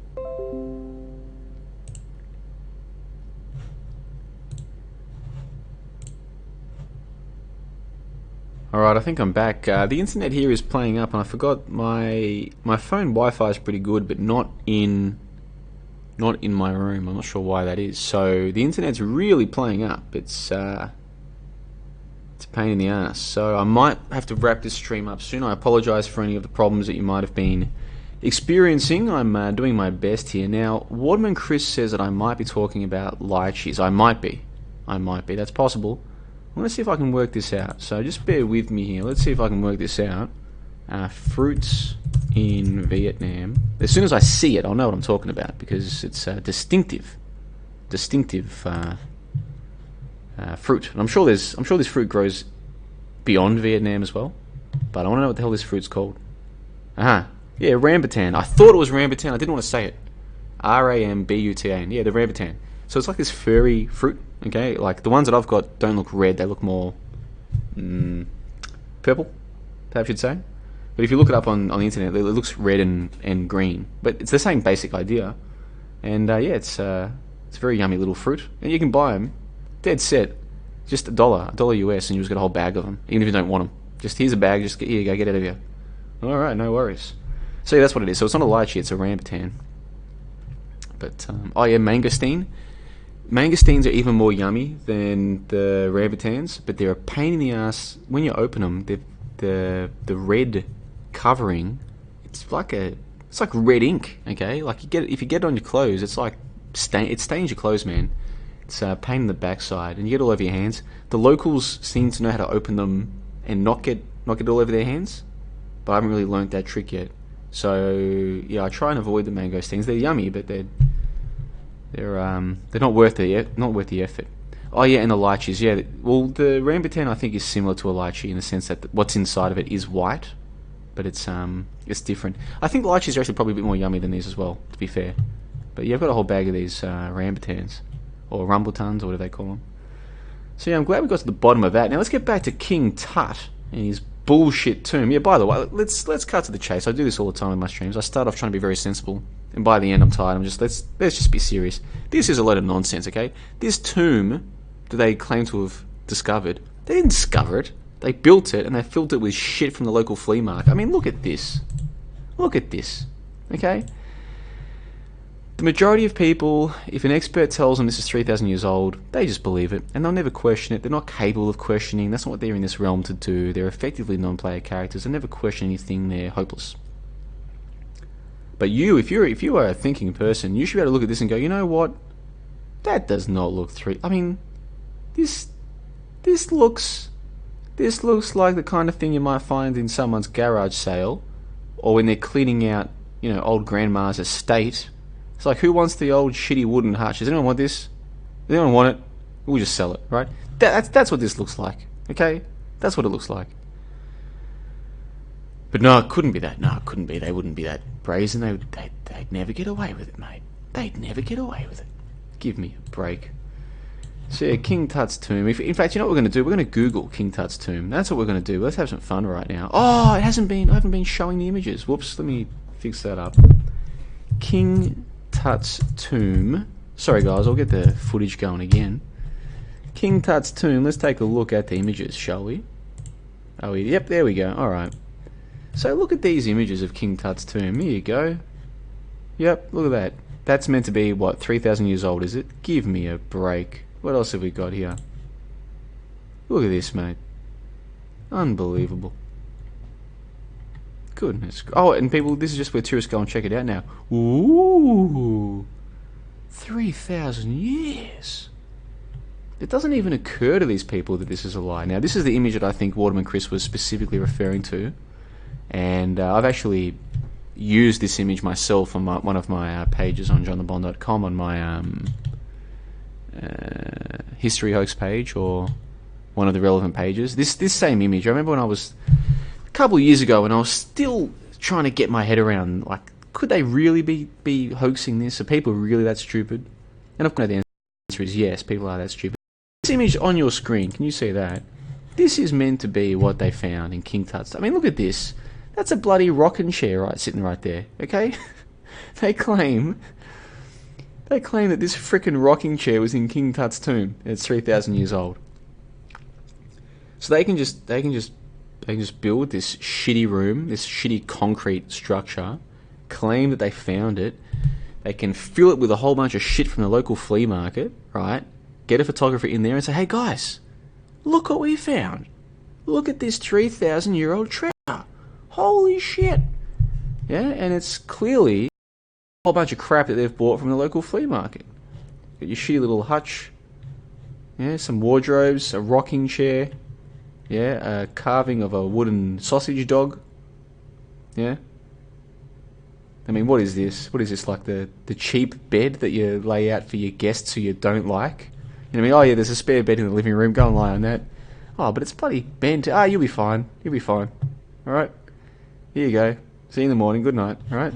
The fucking shitty guest bed. Yeah? This is it. This is meant to be King Tut's treasure. 3,000 years. That's all it takes, man. That's the funny thing, when you find out just how dumb people are, just how freaking stupid they are. As long as an authority is telling them that this is 3,000 years old, they just believe. Yeah? This is all it takes. A rocking chair. Really, King Tut really just had a rocking chair. Yep, well, I mean, he must have. I mean, it's here. So, I mean, who else? This is King Tut's tomb, so, I mean, who else could it have belonged to? Yeah? Not one of the freaking flea market salesmen just down the road. No, this is 3,000 years old, guys. It has to be. I mean, you wouldn't lie about something like that. Why would they lie? Why would they lie about something like that? Surely someone would have told us by now. So yes, guys, this is not me making this up. This is an image. If you Google King Tut's tomb, this is an image that will come up. You'll find black and white versions, and you'll find a color version like this. This is meant to be the real deal. This is meant to be it. Yeah. What can I say? What can I say? King Tut's tomb. What else have we got? Let's take a look here. Oh yeah. What is this meant to be, a golden chair, is it? Resolution's not good enough. Oh, but look at the paintings, JLB. Look at the paintings, mate. Are you trying to tell me they faked those as well? No, they wouldn't do that, would they? They wouldn't go to the extent of painting the walls of their fake tomb, would they? No. You couldn't fake something like that, mate. I mean, look at this. I mean, this... How could somebody possibly fake these paintings? Why, if you tried to... If a regular person today tried to copy painting like this, it'd take them at least 2 days. Are you trying to tell me, JLB, that they got a bloke in there to fake paint for 2 days, and then just got a scour and scrubbed it off a little bit to make it look like it was weathered? Is that what you're suggesting they did? That's a very elaborate hoax, mate. You don't really think they do something like that, do you? No. Couldn't be, mate. No. What else have we got here? Okay, well, there's no way they're claiming that wheelbarrow. Are they? They're not claiming that wheelbarrow was in there too. Like, that has to be their own edition. That's a bullshit. No, that's a Photoshop. I don't think they're claiming that's real. Then again, they could put a modern wheelbarrow in there and get away with it. Oh, breaking news! Just discovered that in the 18th dynasty they had technology that far surpasses our own today. A bloody plastic wheelbarrow from Bunnings Warehouse. That's the other thing too. People do believe that. That the ancient Egyptians... they believe that ancient Egypt existed, fair enough, everyone believes that. But they believe that those guys had technology that surpasses ours today. And it's like, why do you believe that? Oh, what they built we couldn't We couldn't build that today. I know you and I couldn't probably, but what, the guys who build the skyscrapers in Melbourne or Saigon or New York, you don't think they could build a giant rock pyramid? Oh no, mate, not to the precision of the pyramid. What precision are you talking about? What the hell are you talking about? Oh, the pyramids, they're lined up in such a way that, you know, you had to have advanced. What do you? Who do you think builds the skyscrapers in the city? How do you think they're built exactly? You don't think that the people who build the skyscrapers in your city have to build it to precision? I mean, have you guys actually thought through this nonsense for even a moment? When you hear someone say something like, "Oh, they had technology way ahead of us today," surely you must be tempted to ask them, "Mate, have you actually thought through this at all?" No, we don't have the technology, mate. Not today. No, again, I can't build a skyscraper. Certainly not by myself. Okay? No, I can't. I couldn't design it, and to be perfectly frank, I couldn't even. I don't have any construction skills whatsoever. The best I could do is just move heavy stuff around. Hey, you, Jono, go and move that wheelbarrow shit around. Right. Whatever you say, boss. That's all you saw it'd be. Okay, I fully admit it. I couldn't build the pyramids, and I couldn't build the skyscrapers. But I know the skyscrapers exist. You can see them. So whoever the hell built those today, you're telling me they couldn't build a pyramid? Is that what you really believe? Have you thought through this for even one moment? Please, be honest. Have you actually thought through this? No, you haven't. No, you haven't. All right, carrying on then. Let's have a look. Oh, really? They've got a little chariot. They found a chariot in there, did they? Goodness, let's have a look at this. Holy shit. The discovery of King Tut in a New York exhibit. And it's a bloody chariot made of gold. They've got what look like shields. Shields as in, you know, you carry these shields either for protection or for symbolic protection. You know, the lead chariot with their symbolic shields to look after King Tut. And they've got like a little bird thing at the front. This prop would look more in place in a Katy Perry film clip. Are you ready for a perfect storm? That's what this belongs in. But it would appear that they're trying to claim this comes from King Tut's tomb. Now you might say, oh, but JLB, how could that come from King Tut's tomb? We didn't see that in the original photo. Yeah, no, we didn't see this in the original photo, did we? Gee, do you think these people might be able to just keep adding to the collection of what came from King Tut's tomb? You know, like, oh, they're constantly discovering new things. Oh, the chief minister of ancient antiquities has just announced they discovered more stuff. Who's going to question it? Me, that's all. Me, Dave J, a few dozen people on my website, that's it. We're the only people questioning this stuff. They can say whatever the hell they want. No one questions this shit. People want to pay to go and see this crap. They want to pay to see it. They want to pay to take their kids to see it. They want to believe it. They love believing it. They'll never question it. You can say whatever you want. The lemmings are going to believe it, man. As long as it comes from the experts. And especially if it's nice and shiny. Ooh, a golden chariot. Goodness gracious. It's just... honestly, I've been looking into this stuff for years. I do not even remember seeing this one.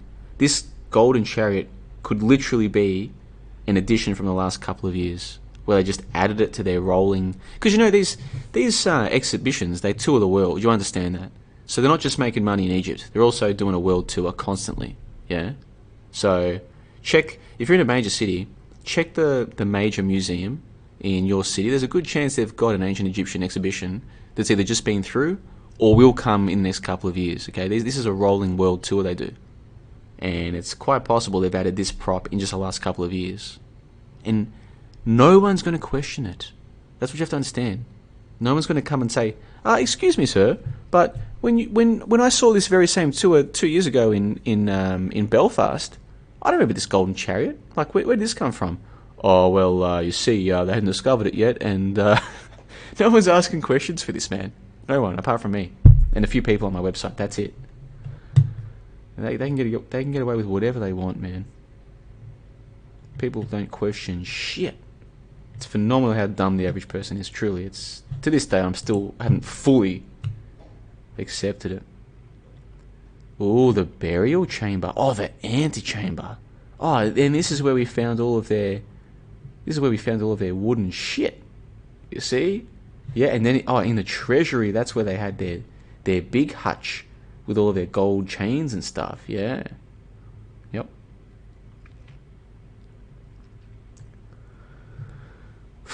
Boy, oh boy. Mummies. Yeah, give me a break, mate. Goodness gracious. So yeah, so I think that'll do for now, guys. I've enjoyed this little tour of King Tut's tomb. I'll go and read the comments one more time, guys, and then we'll wrap this up. Let me go and find the comments. Where are we? Let me go and have a look. Let's see. Andrew Dyson says, "Nice paint job." Yeah, they did well, didn't they? With the funny thing with those paintings is I could do those paintings. I'm not a talented painter whatsoever, but those little two-dimensional paintings, I could easily recreate those. I mean, isn't it amazing? There's people with this amazing technology that's so advanced that they can build stuff that we couldn't even build today. Their paintings are these shitty 2D. I mean, come on. It's ridiculous. No, it makes more sense that these paintings are 2D because it's easy to fake it. Yeah. Oh, we've got the photographers coming at 2 p.m. tomorrow. Well, whip something up. They're going to want to see people doing the funny Egyptian dance and shit. Just go and whip something up. They found some boats not long ago made of wood. 4,000-year-old wood, yeah.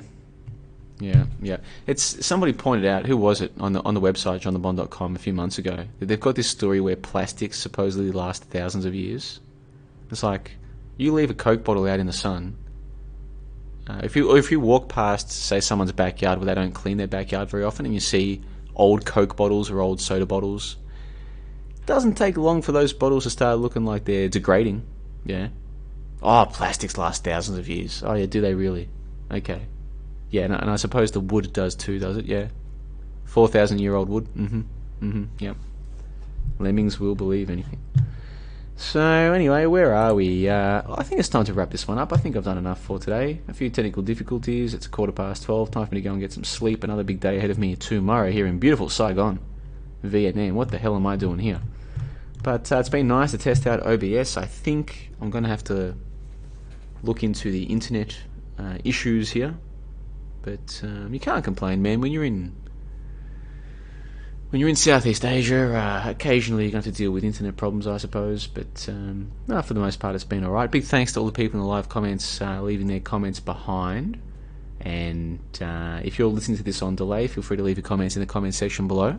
I will endeavour to get back to all of the sensible comments that are left. Oh, that's right. One more little thing that I wanted to talk about. If you head along to johnthebond.com, I've got an entire page dedicated to the history hoax. So there's a bunch of videos there. There's a couple of articles there as well. I talk about ancient Greece being a fairy tale, which it is. I talk about ancient Greece, nobody died, nobody got hurt, period. That's a fact. The Library of Alexandria, did it really exist? My conclusion is no. The Emperor's New History, yeah, you've heard of the Emperor's New Clothes and how there's only one child who's like, guys, there's no clothes. Guys, like, what? How come you're all pretending there's clothes? There's clearly not. You know what I mean? And I use that story as a way, like a bridge into considering, well, how come people aren't questioning the history? Because history is changing as we speak. Pontius Pilate, which I used to pronounce as Pontius Pilate, but apparently it's Pontius Pilate. There was once a man named Pilate.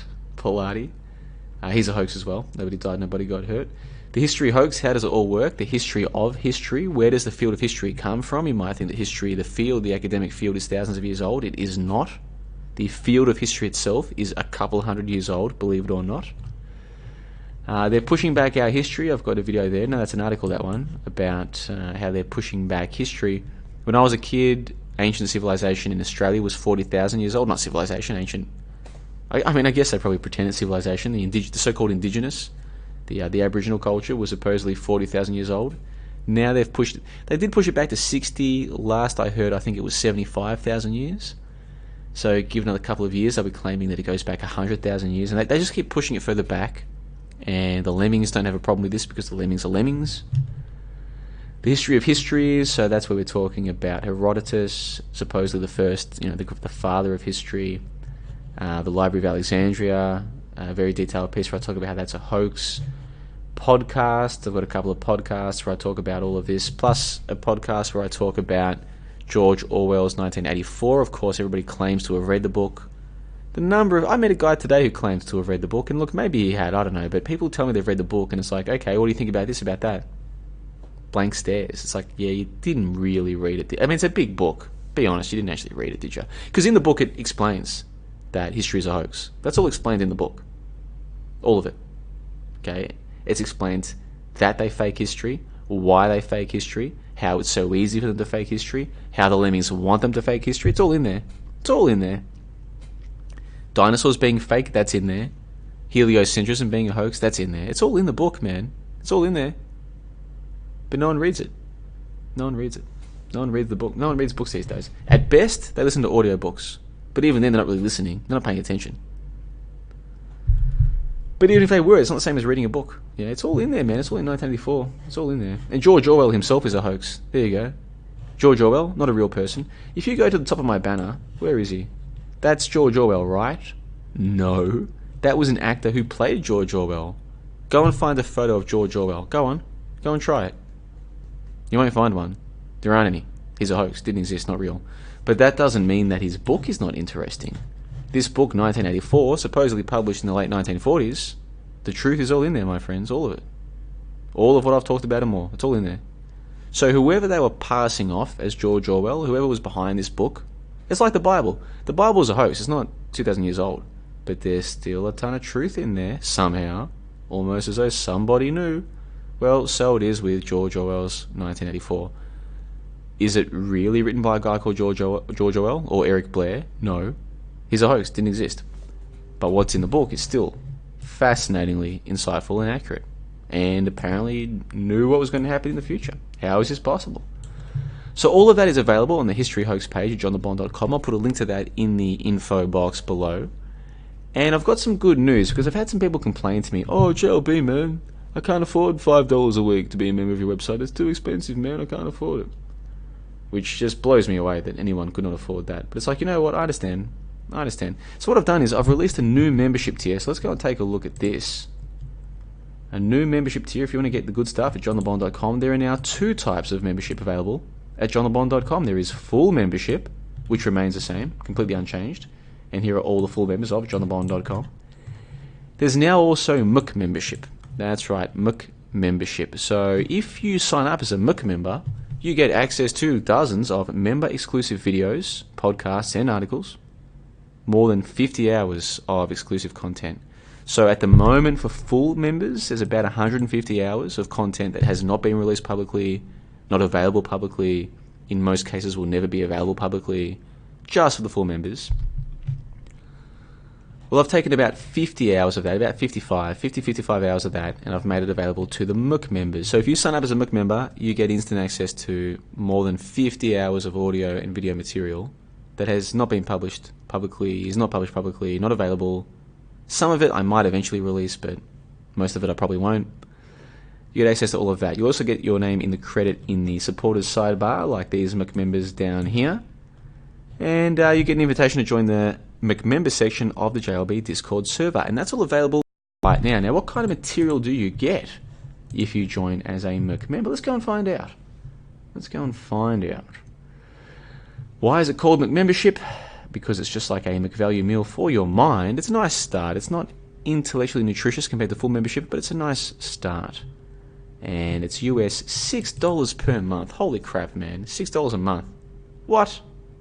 That's crazy. Yeah, I know it's crazy, but you'd be amazed how many people I've had try and tell me they can't afford $5 a week. I'm like, really? What's going on in your life that you can't? I mean, that's nothing.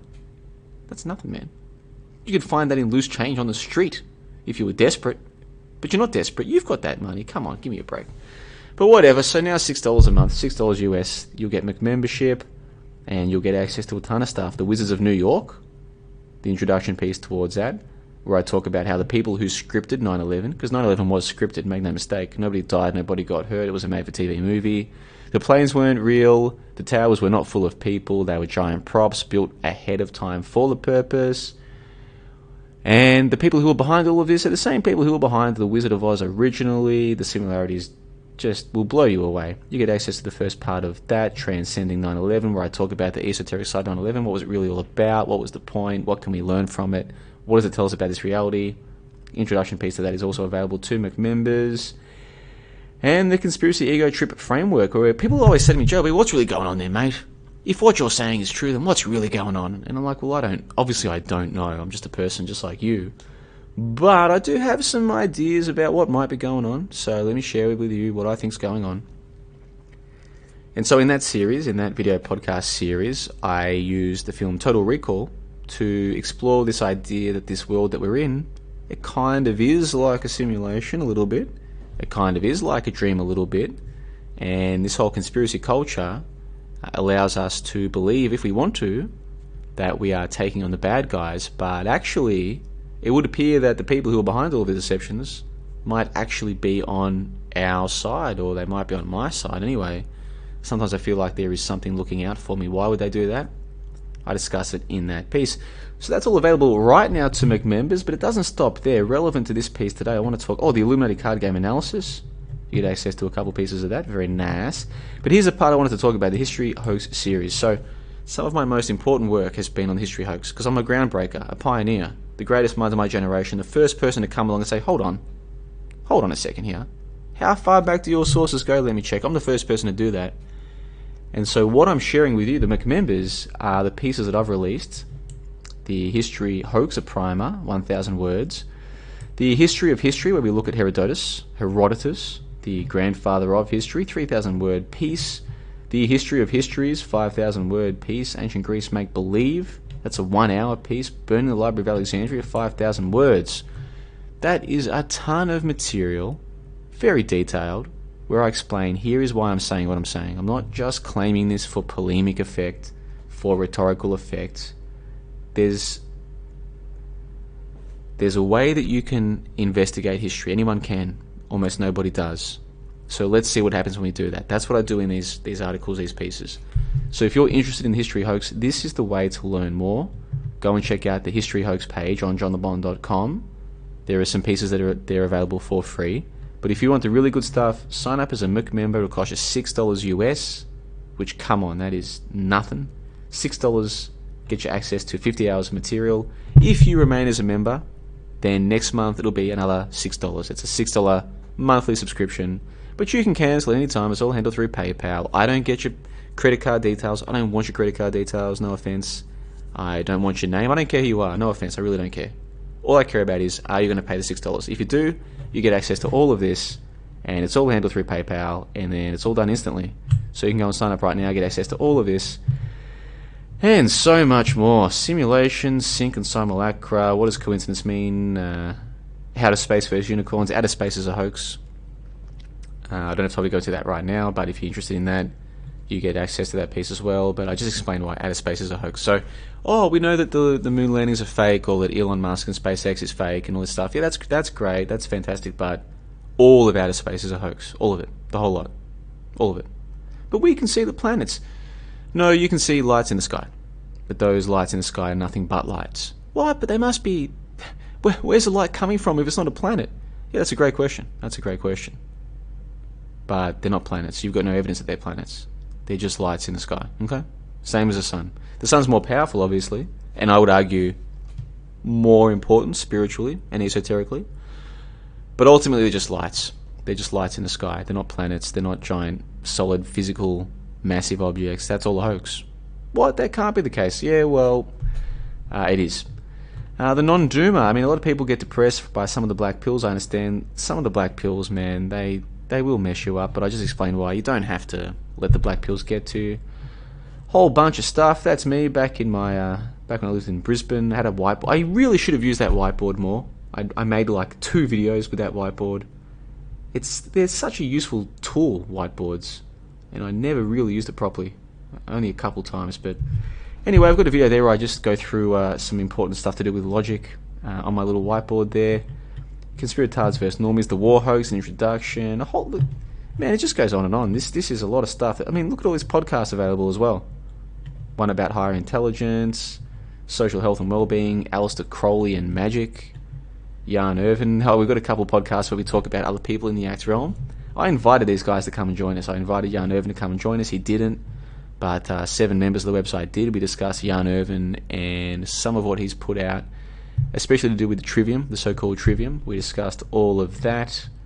How many of these people are still members? Andrew is, Brandon is, Chad, Chris, Fung, Nate, Mizzy. Yeah, with one exception, they're all still members of the site. How long ago was that? July. Was July. There you go, that was 12 months ago. Holy crap, that went quick. Wowee. Yep, we also discussed Jay Dye. I invited him onto the podcast. He didn't take up the invitation. Fair enough. We discussed some of his work and Esoteric Hollywood. I've got a copy of that book, actually. Interesting stuff. And Dave J and the War Hoax as well. So there's a ton of material that's available to members. You can sign up right now. It's very easy. How do you do that? You go to membership options.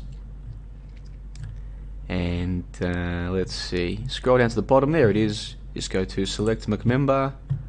But although really, I mean, you should sign up as a full member. I think that's where all the good stuff is. This McMember is really for people who are bad with money and just somehow have managed to live life without $60. And this is Australian dollars, man. 60 Australian is like $40 American. Anyone who can't afford that, it's like, what have you been doing with your life, man? Anyway, the McMember is there, so that's about $6 US.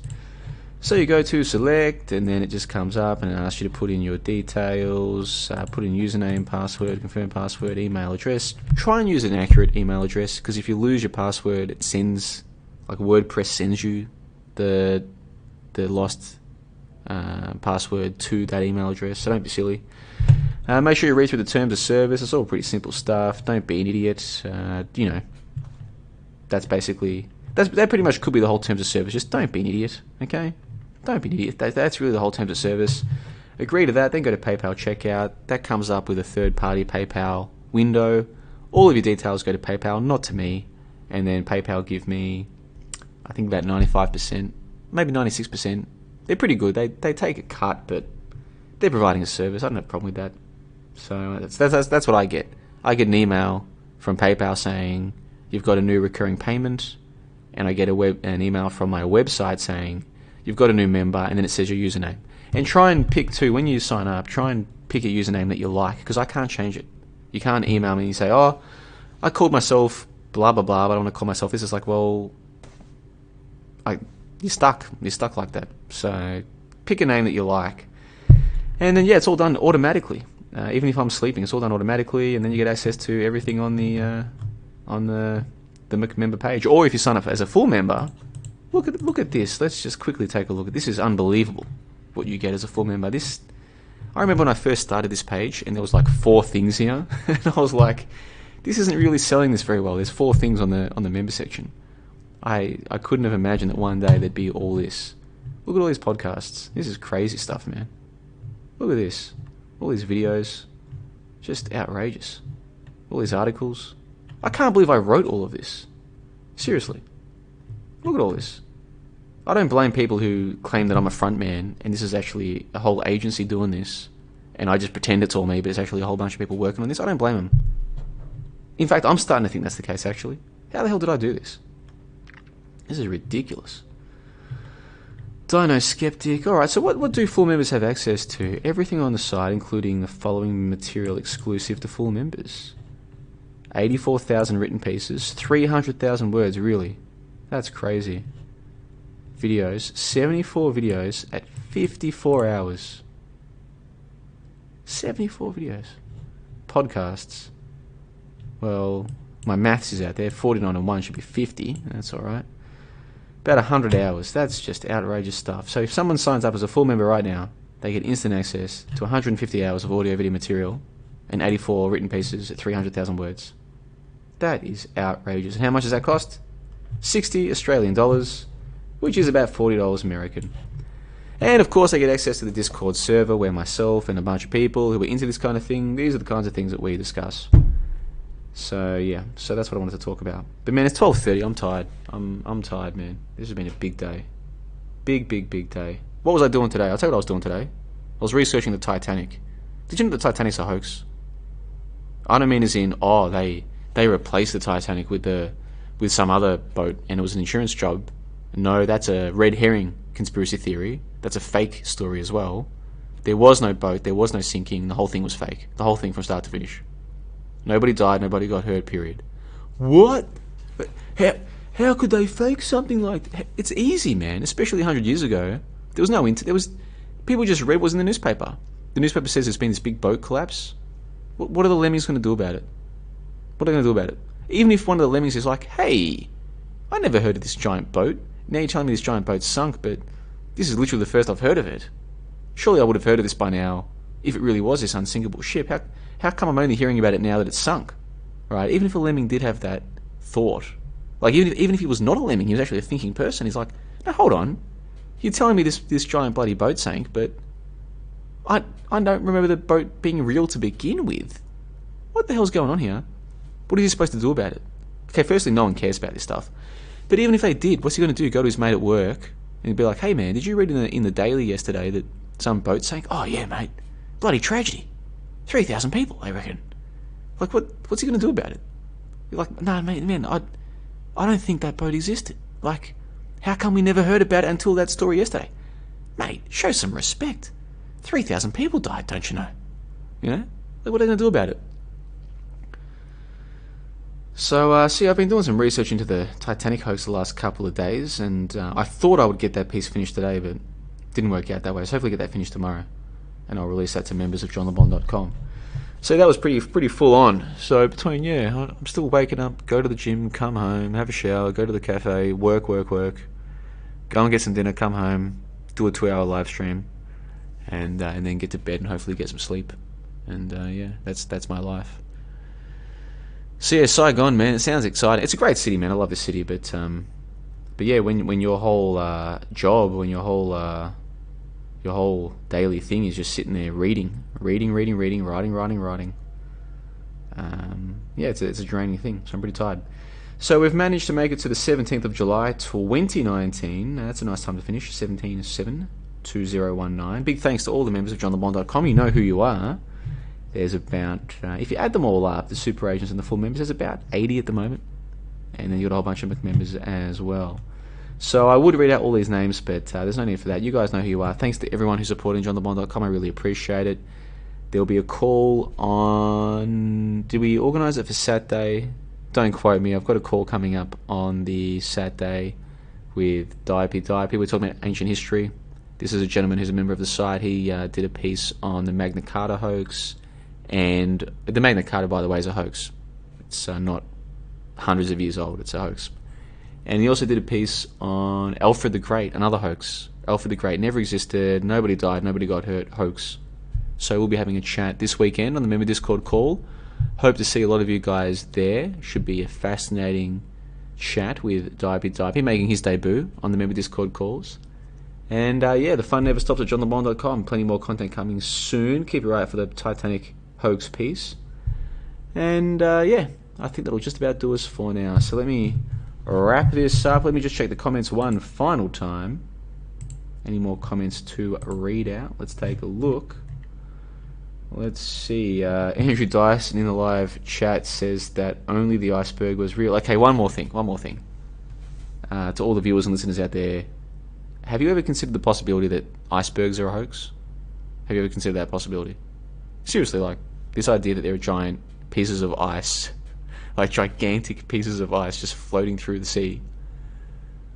Has it ever occurred to you that maybe that's not a real thing?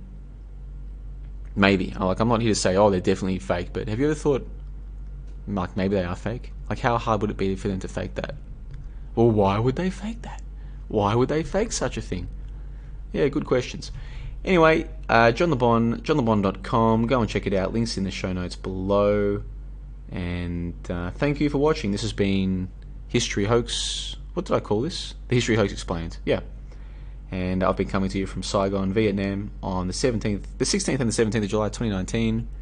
And I think that'll just about do us for now. Until next time, you guys take care of yourselves.